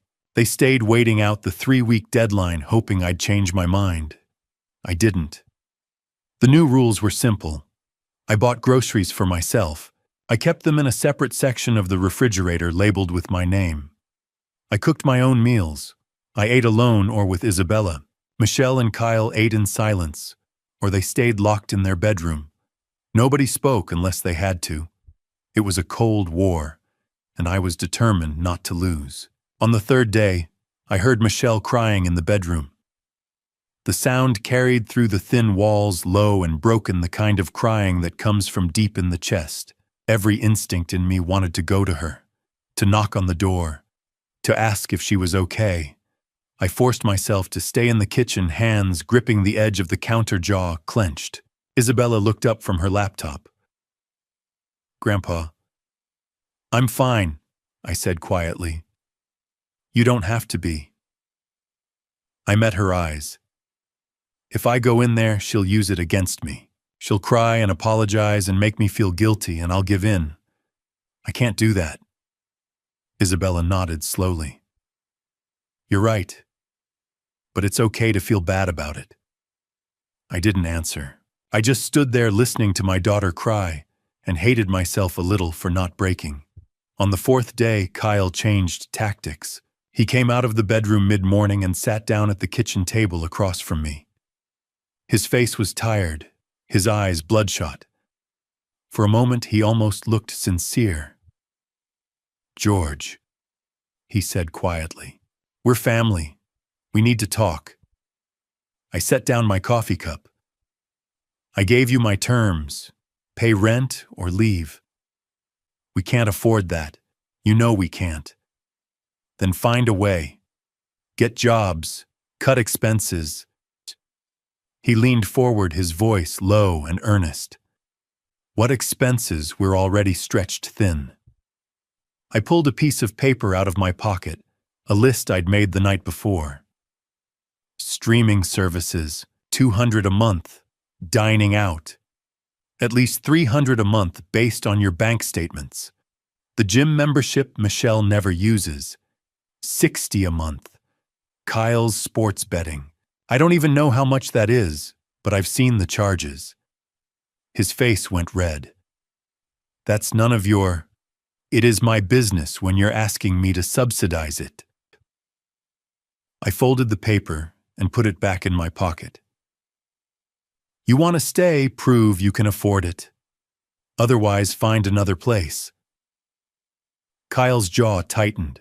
He looked at me for a long moment, then shook his head. Michelle's a mess. She's crying all the time. She can barely function. That's not my problem. She's your daughter. I know who she is. I met his eyes, and I know what she did. Loving someone doesn't mean letting them destroy you. He stood up his chair, scraping loudly against the floor. You're a cold bastard, you know that? Maybe, I said, but at least I'm free. He left the room without another word. That night, there was a soft knock on my bedroom door. I was sitting on the edge of the bed, the photo of Helen from our wedding day in my hands. I set it down carefully and opened the door. Michelle stood in the hallway, her face pale, her eyes red and swollen. "Dad," she said quietly. "Can we talk?" I stepped aside and let her in. She sat down in the chair by the window, her hands folded in her lap. For a long moment, she didn't speak. "I'm sorry," she said finally. "We took advantage of you. I know that, and I'm sorry." I sat back down on the bed, studying her face. "Are you sorry because you know it was wrong, or because there are consequences now?" She blinked, surprised. "What?" "I need to know, Michelle. Are you apologizing because you understand what you did was wrong? Or are you apologizing because you're afraid of losing this apartment?" Her mouth opened, then closed. "Does it matter I'm apologizing?" "Yes," I said quietly. "It matters." She stared at me, her expression shifting from confusion to frustration. "I don't understand what you want from me." "I want honesty. I want accountability. I want you to look me in the eye and tell me you understand that what you did wasn't just about money. It was about trust. It was about taking advantage of someone who was grieving and vulnerable." Her face crumpled. "I know that, Dad. I do. But we were desperate. We didn't have any other options. There are always other options." I stood up, my voice steady. "You could have asked me for help. You could have been honest about your financial situation. You could have treated me like a person instead of a resource." "We did treat you like a person. You treated me like a servant." The words came out harder than I intended.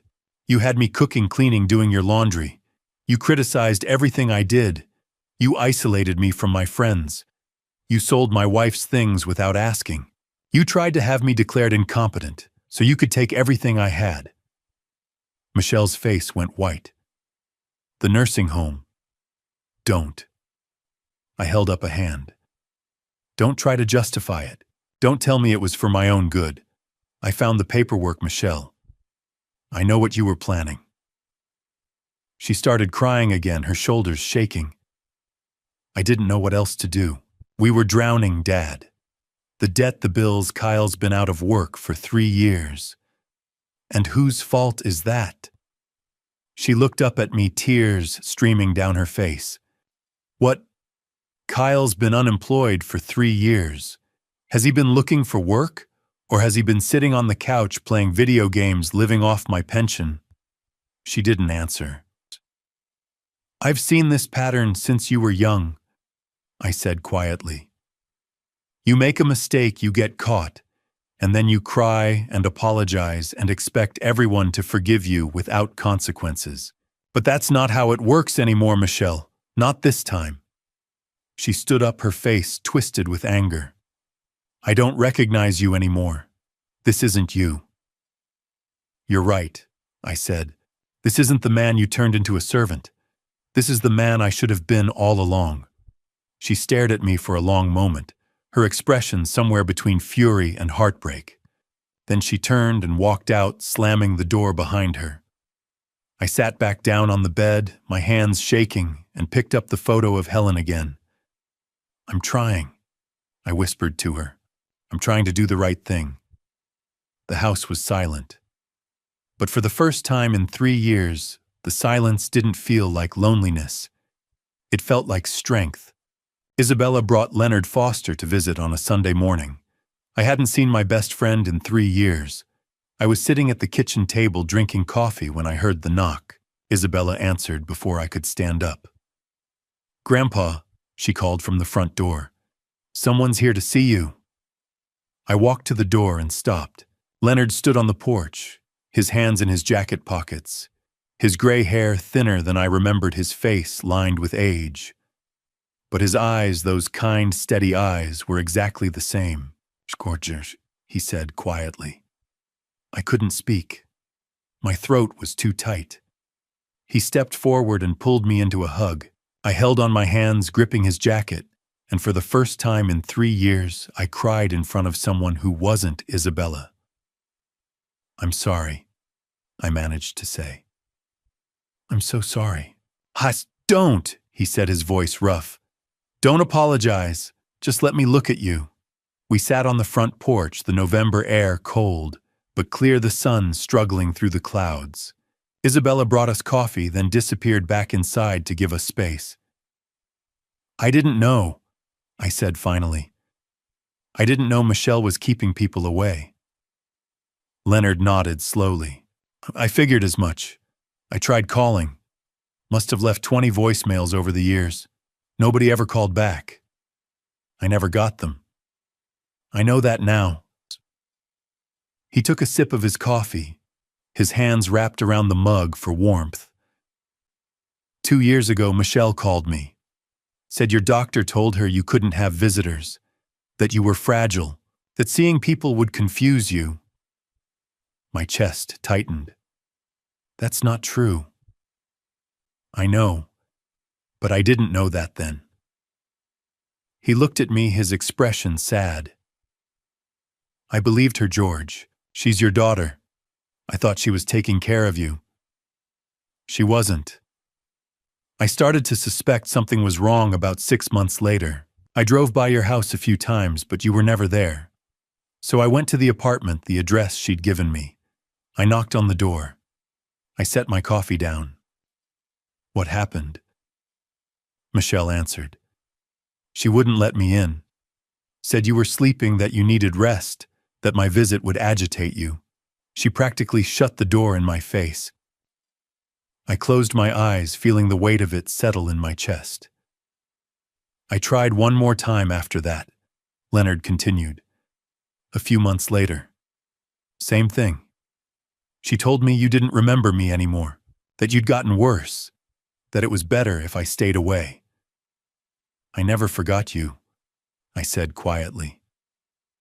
"I know." He reached over and squeezed my shoulder. "Isabella called me last week, told me what happened, what they did to you. I came as soon as I could." For a long moment, neither of us spoke.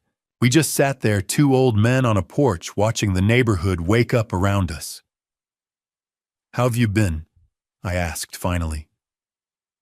Leonard smiled, a little sad. "Lonely, if I'm honest. Martha passed 2 years ago. Heart attack. Quick like Helen." My throat tightened. "I didn't know. I'm so sorry. I tried to tell you. Left a voicemail. Sent a card to your old address. I thought maybe you were angry with me, that I'd done something wrong. You didn't do anything wrong. I wasn't there. I wasn't anywhere." He nodded. "Well, you're here now. That's what matters." Inside the house, I could hear the sound of movement. Footsteps, drawers opening and closing, the scrape of furniture being moved. Leonard glanced at the door. "They still here. For now. The deadline's tomorrow." "They gonna pay?" I shook my head. "I haven't received anything yet." "Good," Leonard said simply. "They don't deserve this place." I looked at him surprised. He shrugged.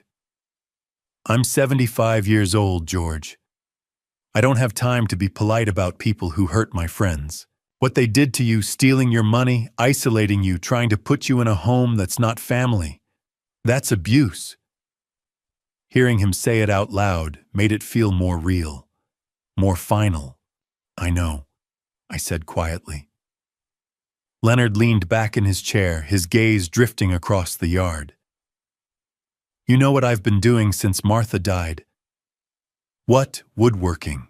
There's a group at the Bayview Community Center. Bunch of old guys like us building furniture, birdhouses, whatever. Meets every Tuesday and Thursday morning. I smiled a little. That sounds nice. You should come. I looked at him. Really? Really? You used to be good with your hands. Remember that bookshelf you built for Helen? Took you 3 months, and she cried when you finished it. I did remember.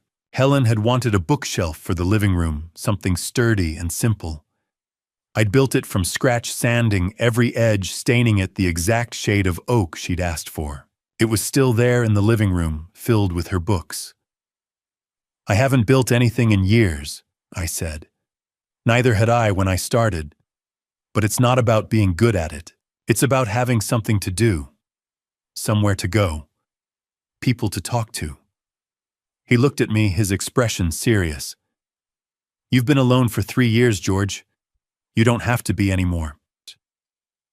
My chest felt tight again, but this time it wasn't grief. It was something else.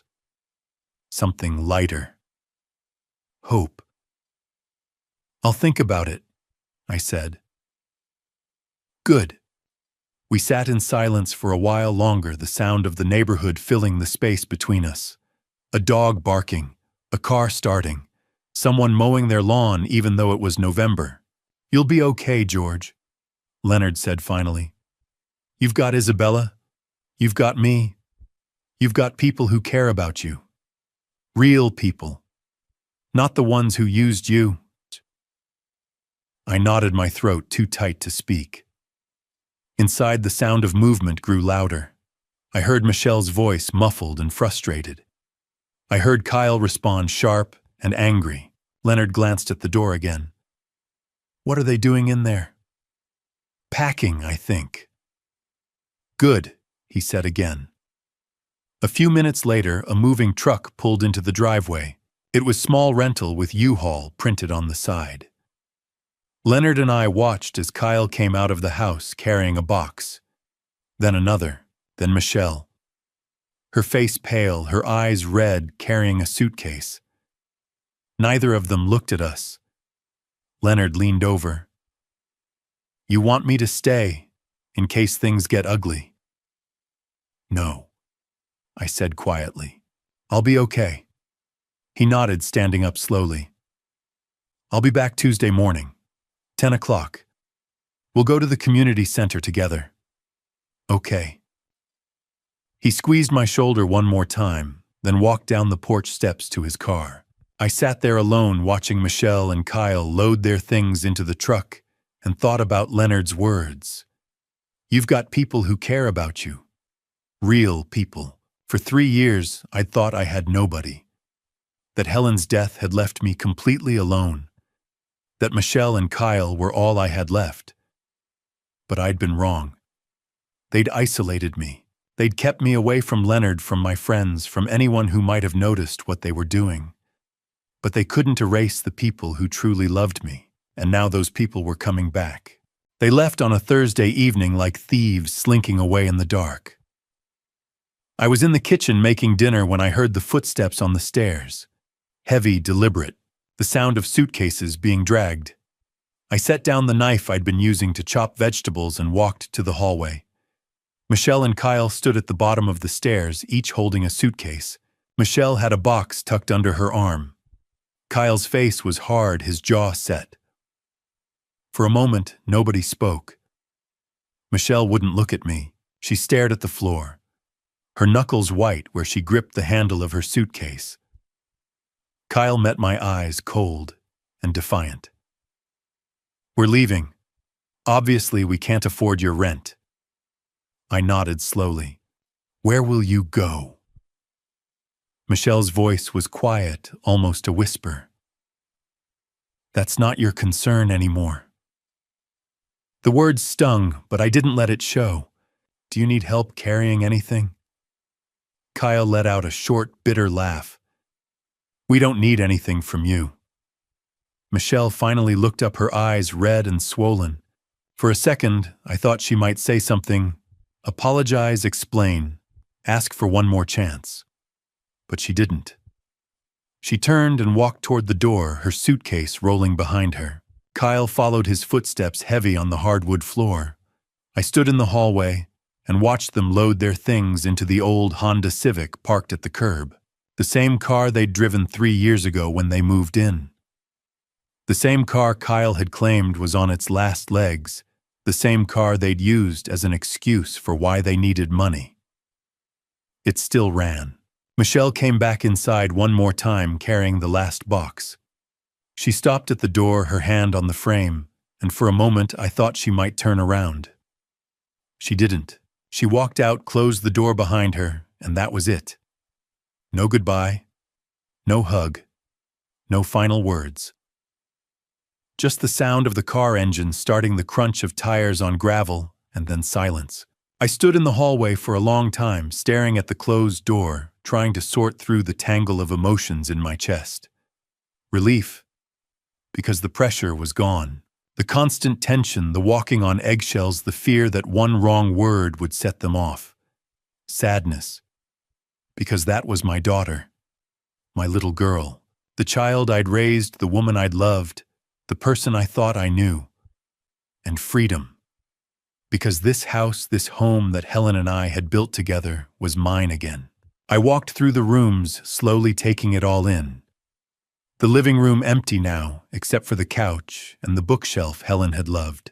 The wall where her guitar used to hang bare and marked with a faint outline where the wood hadn't faded. The guest room where I'd slept for 18 months, still neat and tidy. The bed made the lamp on the nightstand. The master bedroom where Michelle and Kyle had been staying.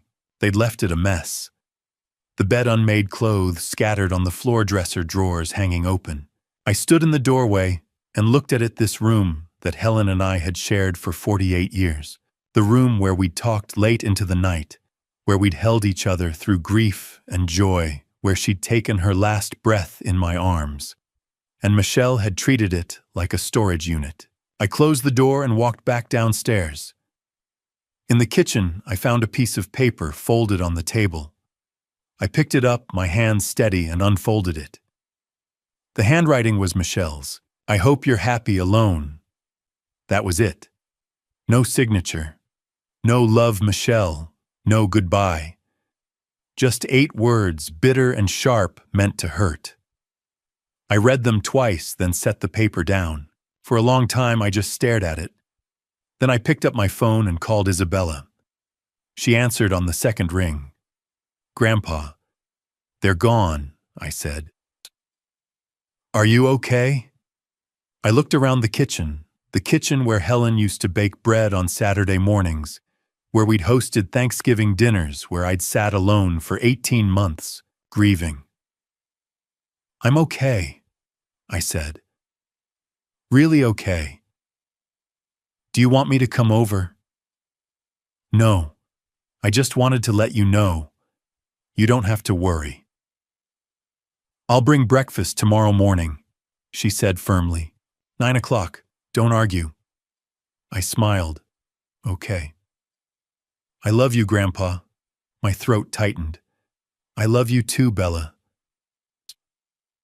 After we hung up, I stood in the kitchen for a while longer, the note still sitting on the table. "I hope you're happy alone." I picked it up, crumpled it into a ball, and threw it in the trash. Those words couldn't hurt me anymore. For 3 years, I'd been afraid of being alone. Afraid of the silence, the emptiness, the weight of Helen's absence pressing down on me until I couldn't breathe. That fear had made me weak. It had made me let Michelle and Kyle take control. It had made me sign papers I didn't read, hand over money I'd earned, become a servant in my own daughter's home. But I wasn't afraid anymore, because being alone wasn't the same as being lonely. I had Isabella. I had Leonard. I had the woodworking group at the community center, the neighbors I hadn't talked to in years, the life I'd put on hold while I mourned. And I had this house, this home, this place that Helen and I had built together. It was mine. I walked into the living room and sat down on the couch. The house was quiet, but it wasn't the crushing silence of grief. It was peaceful, calm, On the mantel above the fireplace, Helen's photo smiled down at me. The one from our wedding day, her face young and bright, her eyes full of hope. "I did it," I said quietly. I took it back. She didn't answer, of course. But I felt her presence anyway, warm and steady the way I always had. I sat there for a long time, just breathing, just existing in the quiet. For the first time in 3 years, I felt free. That night, I slept in the master bedroom. I'd cleaned it earlier, stripping the bed, washing the sheets, putting everything back the way Helen and I used to keep it. I lay in the dark, staring at the ceiling, and waited for the grief to come. The crushing weight of her absence, the ache in my chest that never really went away. But it didn't come. Instead, I felt peace. Not because the grief was gone. It would never be gone. Helen would always be a part of me, a missing piece I'd carry for the rest of my life. But the grief didn't own me anymore. I closed my eyes and thought about Leonard's words. "You've got people who care about you. Real people." He was right. I wasn't alone. And I never had been. I just hadn't been able to see it. That night I slept more peacefully than I had in years. 6 months later, I sat on the front porch, watching the azaleas bloom again. Helen's flowers. It was a Saturday morning in April. The air was cool and fresh, the sun warm on my face. I held my coffee cup in both hands, letting the steam rise, and watched the pink and white blossoms sway in the breeze. A year ago, I'd been sitting in a cramped apartment making breakfast for people who didn't thank me, washing dishes for people who didn't see me. Now I was home. The first month after they left, I spent cleaning. I went through every room top to bottom, scrubbing away the remnants of Michelle and Kyle's presence. I washed the windows. I vacuumed the carpets. I repainted the master bedroom the pale blue Helen had always loved. I took down the bare walls and filled them with photos. Helen and me on our wedding day. Helen in the garden. Helen holding baby Michelle. Helen laughing at something I'd said, her eyes bright and alive. The house stopped feeling empty. It started feeling like home again. In January, Isabella convinced me to go to the Milwaukee Public Library. I hadn't been there in years, not since Helen and I used to go together on Saturday afternoons. The librarian, a young woman named Sarah, showed me to the senior book club. A group of people my age meeting every Friday morning to talk about whatever book they'd chosen that month. I'd been afraid I wouldn't fit in, that I'd forgotten how to talk to people, how to be part of something. But I was wrong. By February, I knew everyone's names. Frank, who'd been a teacher for 30 years. Dorothy, who'd lost her husband the same year I'd lost Helen. Marcus, who told jokes that made everyone groan but laugh anyway. They welcomed me like I'd always been there. In March, Leonard dragged me to a watercolor painting class at the Bayview Community Center. "I don't know how to paint," I'd protested. "Neither do I," he'd said. "That's the point." The instructor was a woman in her 60s named Diane, patient and encouraging. She handed me a brush and a palette and told me to just try. My first painting was terrible. A blob of blue that was supposed to be the sky, a mess of green that was supposed to be trees. But I didn't care, because for the first time in 3 years, I was creating something. Not cleaning, not serving, not surviving, creating. By April, I had a routine. Every morning, I woke up at 6, made coffee, sat on the front porch, and watched the neighborhood come to life. Tuesdays, I went to the local diner, Stella's, a little place on Kinnickinnick Avenue, and had breakfast with Leonard. Eggs, bacon, toast. We'd talk about nothing and everything. His woodworking projects, my painting, the Brewers' chances this season. Wednesdays, we went to the community center for woodworking. I was building a birdhouse. It wasn't much, but it was mine. Fridays, book club. Saturdays, Isabella came to visit. She'd drive down from Chicago, show up at 9 in the morning with groceries and a smile. We'd cook together, her teaching me recipes I'd never tried, me showing her the simple meals Helen used to make. We'd watch old movies, talk about her job, her friends, the life she was building in the city. She'd ask about my week, and I'd tell her about the book club, the painting class, the birdhouse I was working on, and she'd smile proud and relieved and say, "You're doing great, Grandpa." My finances were stable for the first time in years. The pension, $2,300 a month, was mine again. All mine. I paid the bills without worry. The mortgage had been paid off years ago, so it was just utilities, groceries, small expenses. I bought new clothes. Not much, just a few shirts, a pair of good shoes. I bought fresh flowers every week and put them on the kitchen table the way Helen used to. And I saved. Every month, after paying what I needed, I had about $800 left over. I put it in a savings account, watching the balance grow, feeling the weight of security settle over me. I wasn't rich, but I was comfortable, independent, free. By May, I was part of the neighborhood again. I waved to Mrs. Rodriguez next door when she worked in her garden. I chatted with Tom, the mailman, when he delivered packages. I went to the community center's potluck dinners and brought Helen's old casserole recipe. People knew my name. They asked how I was doing. They invited me to things. I wasn't invisible anymore. One Saturday morning, Isabella and I sat on the porch, drinking coffee and watching the azaleas. "You seem happy, Grandpa," she said quietly. I looked at her, this woman who'd saved me, who'd stood between me and the people trying to take everything I had. "I am," I said. "For the first time in 3 years, I really am." She smiled and squeezed my hand. That afternoon, after Isabella left, I stood in the living room and looked around. The photos on the walls, the bookshelf Helen had loved, the couch where we'd sat together every evening, her head on my shoulder, the television on, but neither of us really watching. This house was mine. This life was mine. My pension. The money that had once disappeared into someone else's pockets was mine now.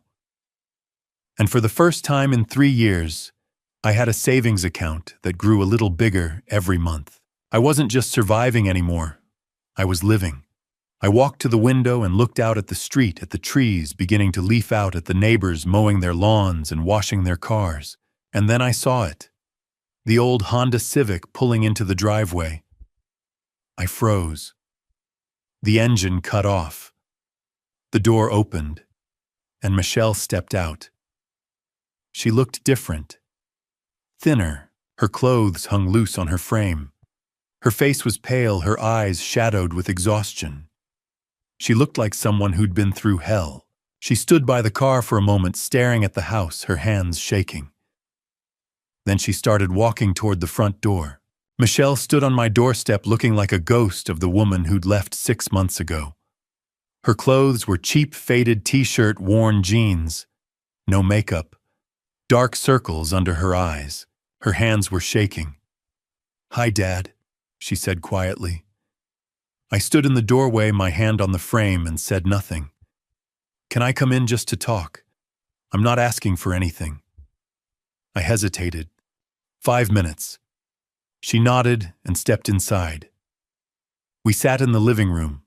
For a long moment, neither of us spoke. "I'm sorry," she said finally.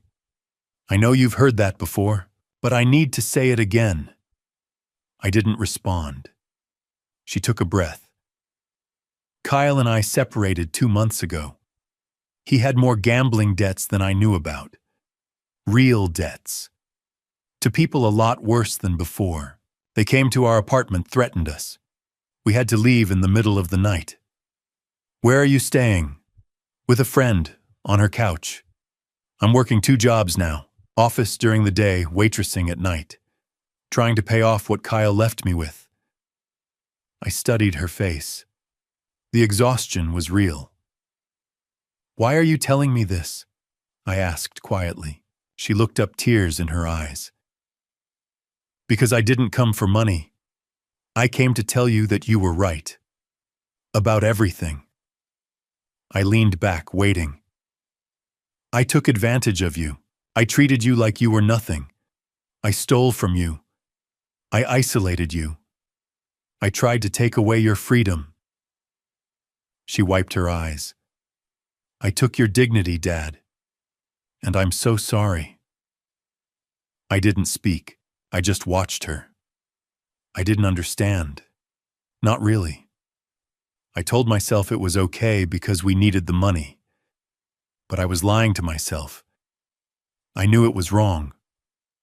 Why do you care now? I asked. She looked at me raw and honest. Because I hit rock bottom.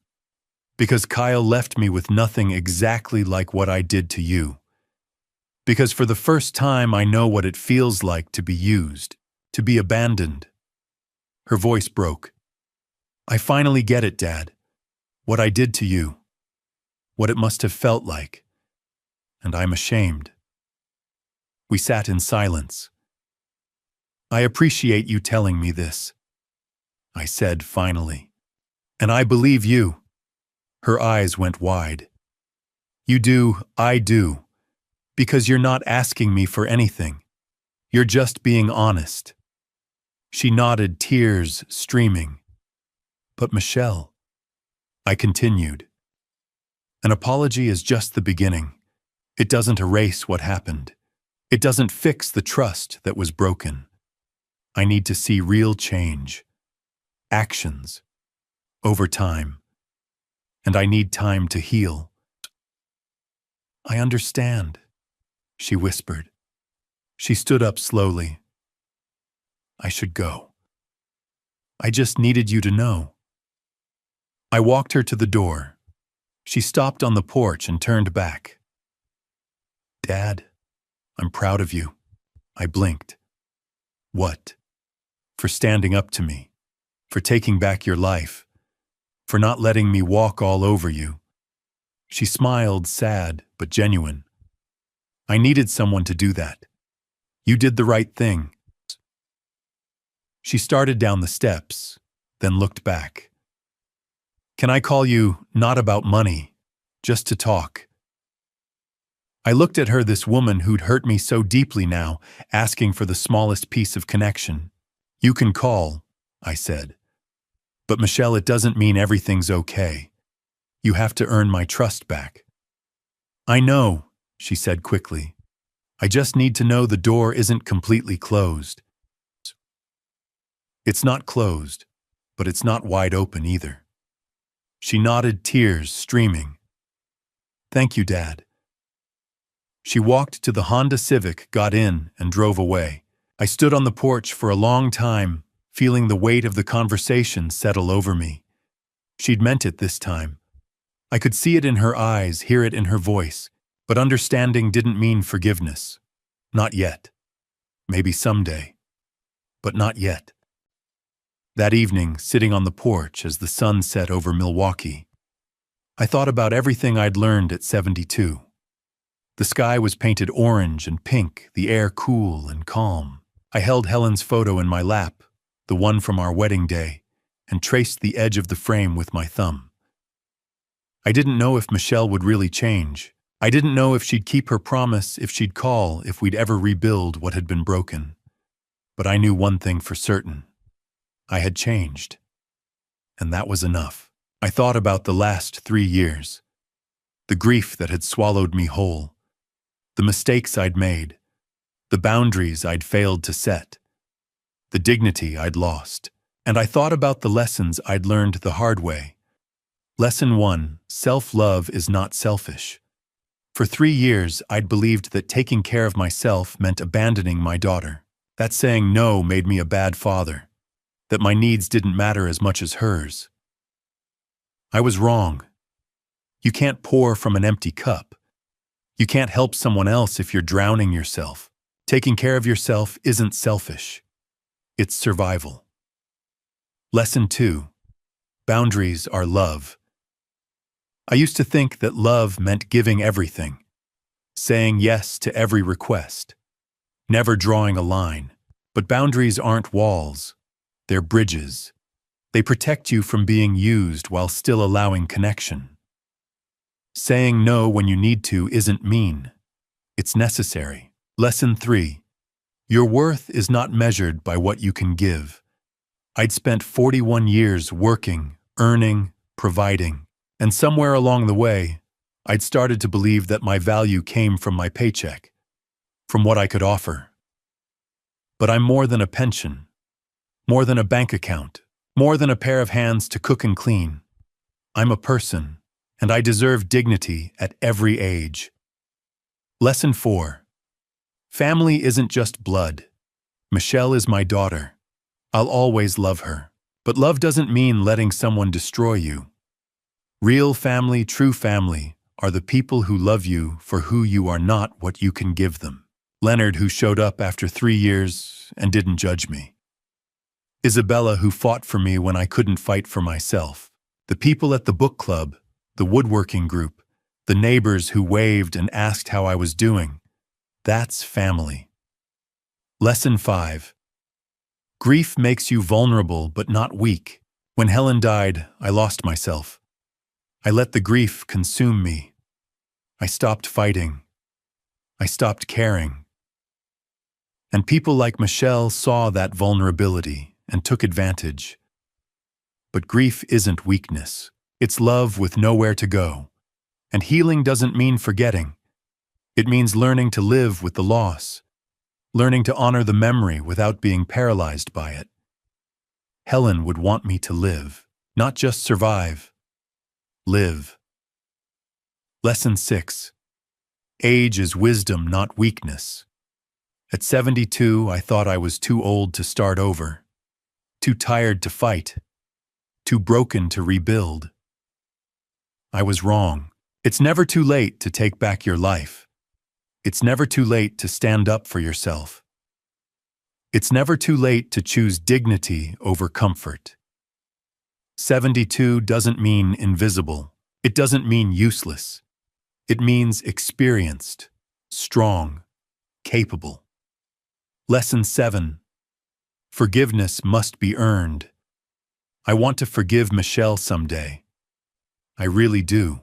But forgiveness isn't something you give just because someone asks for it. It's earned, through actions, through change, through time. Reconciliation isn't about returning to the way things were. It's about building something new, something healthier, something honest. And that takes more than an apology. Maybe someday Michelle and I will find that. But it won't be today. And that's okay. I looked down at Helen's photo, her young face smiling up at me, full of hope and love. I did it. I whispered into the evening air. I finally stood on my own. I finally took back my life. I think you'd be proud of me. The wind rustled the azalea leaves, soft and gentle. And in my memory I heard her voice, clear and warm the way it used to sound when she'd tell me everything would be okay. I've always been proud of you, George. I closed my eyes, letting the words settle over me like a blanket. She was right. She'd always been proud of me, even when I wasn't proud of myself, even when I was weak, broken, lost. She'd loved me through it all, and now finally I was learning to love myself the same way. If you're reading this, if you're in a situation like mine where someone you love is taking advantage of you, please know this. It's not your fault. You're not selfish for wanting control over your own money, your own life, your own choices. You deserve dignity. You deserve respect. You deserve to be loved for who you are, not what you can provide. And it's never too late. At 72, I took back my life. You can too. Don't wait. Don't make excuses. Don't let fear or guilt keep you trapped. Stand up. Set boundaries. Ask for help. You're worth it. I walked into my house closed the door behind me and smiled. That simple act felt like victory. For the first time in 3 years, the silence inside wasn't suffocating. It was peaceful, warm mine. I moved through each room with fresh eyes, noticing details I'd forgotten. In the living room, A clumsy watercolor painting I'd made in February's art class hung beside Helen's photo on the mantel. The kitchen counter held a single coffee mug, mine alone, not four lined up for a family that had treated me like a servant. The master bedroom still wore the pale blue walls Helen had chosen in 1995.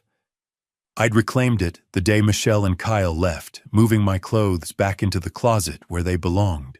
The small back room, once my prison for 18 months, now stored boxes, old tools, and fishing gear, nothing more. My phone buzzed on the kitchen table. Isabella had texted, "Love you, Grandpa. See you Saturday for breakfast at Stella's, my treat this time."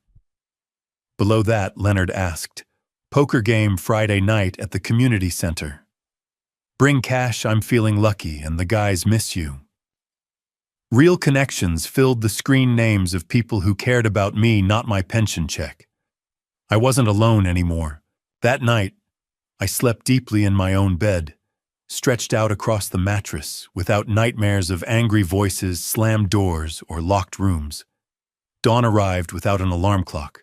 When sunlight warmed the bedroom, spilling through the curtains Helen had sewn decades ago, I stepped onto the front porch, made a fresh pot of coffee, and breathed in the cool Milwaukee morning air. The neighborhood was waking up around me. Mrs. Rodriguez was already working in her garden next door, planting spring bulbs. "Good morning, George," she called, waving with her trowel. "Beautiful day, isn't it?" I waved back, called out a greeting. Community had returned to my life slowly but surely. Sipping my coffee, I raised the mug toward the brightening sky. To second chances, I whispered, to the morning. To standing on my own 2 feet. To never being too old to take back your life. The azaleas along the porch railing swayed gently in the breeze, pink and white, the same flowers Helen had loved and planted 40 years ago, and hope bloomed right alongside them. Pain taught me lessons no other teacher could.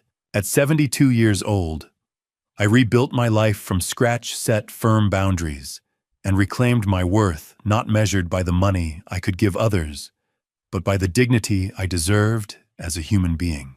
Age doesn't diminish value. Forgiveness must be earned through real, lasting change, not empty apologies or convenient tears. If you're facing elder abuse right now, know this: it's not your fault.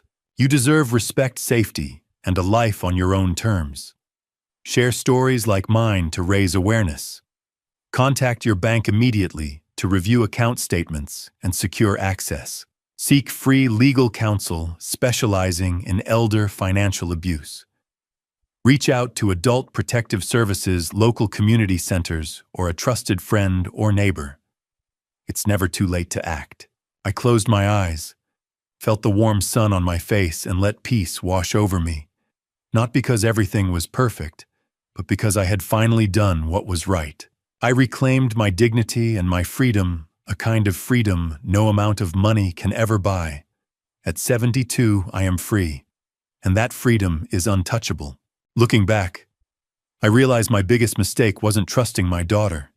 It was ignoring the red flags of family betrayal for too long. I told myself blood meant loyalty, that grandpa stories like mine only happened to other people. I was wrong. My advice: don't be like me. Don't wait 3 years to act when you see family betrayal draining your accounts. Don't confuse manipulation with love. Don't sign documents without reading them. The moment someone isolates you from friends, controls your money, or makes you feel like a prisoner in your own home, that's when you must stand up. Here's what I learned. Setting boundaries isn't cruelty, it's survival. Your worth isn't measured by what you give others. Age doesn't make you weak. It gives you the wisdom to know when enough is enough. Grandpa stories shouldn't end in nursing homes or empty bank accounts. They should end in dignity.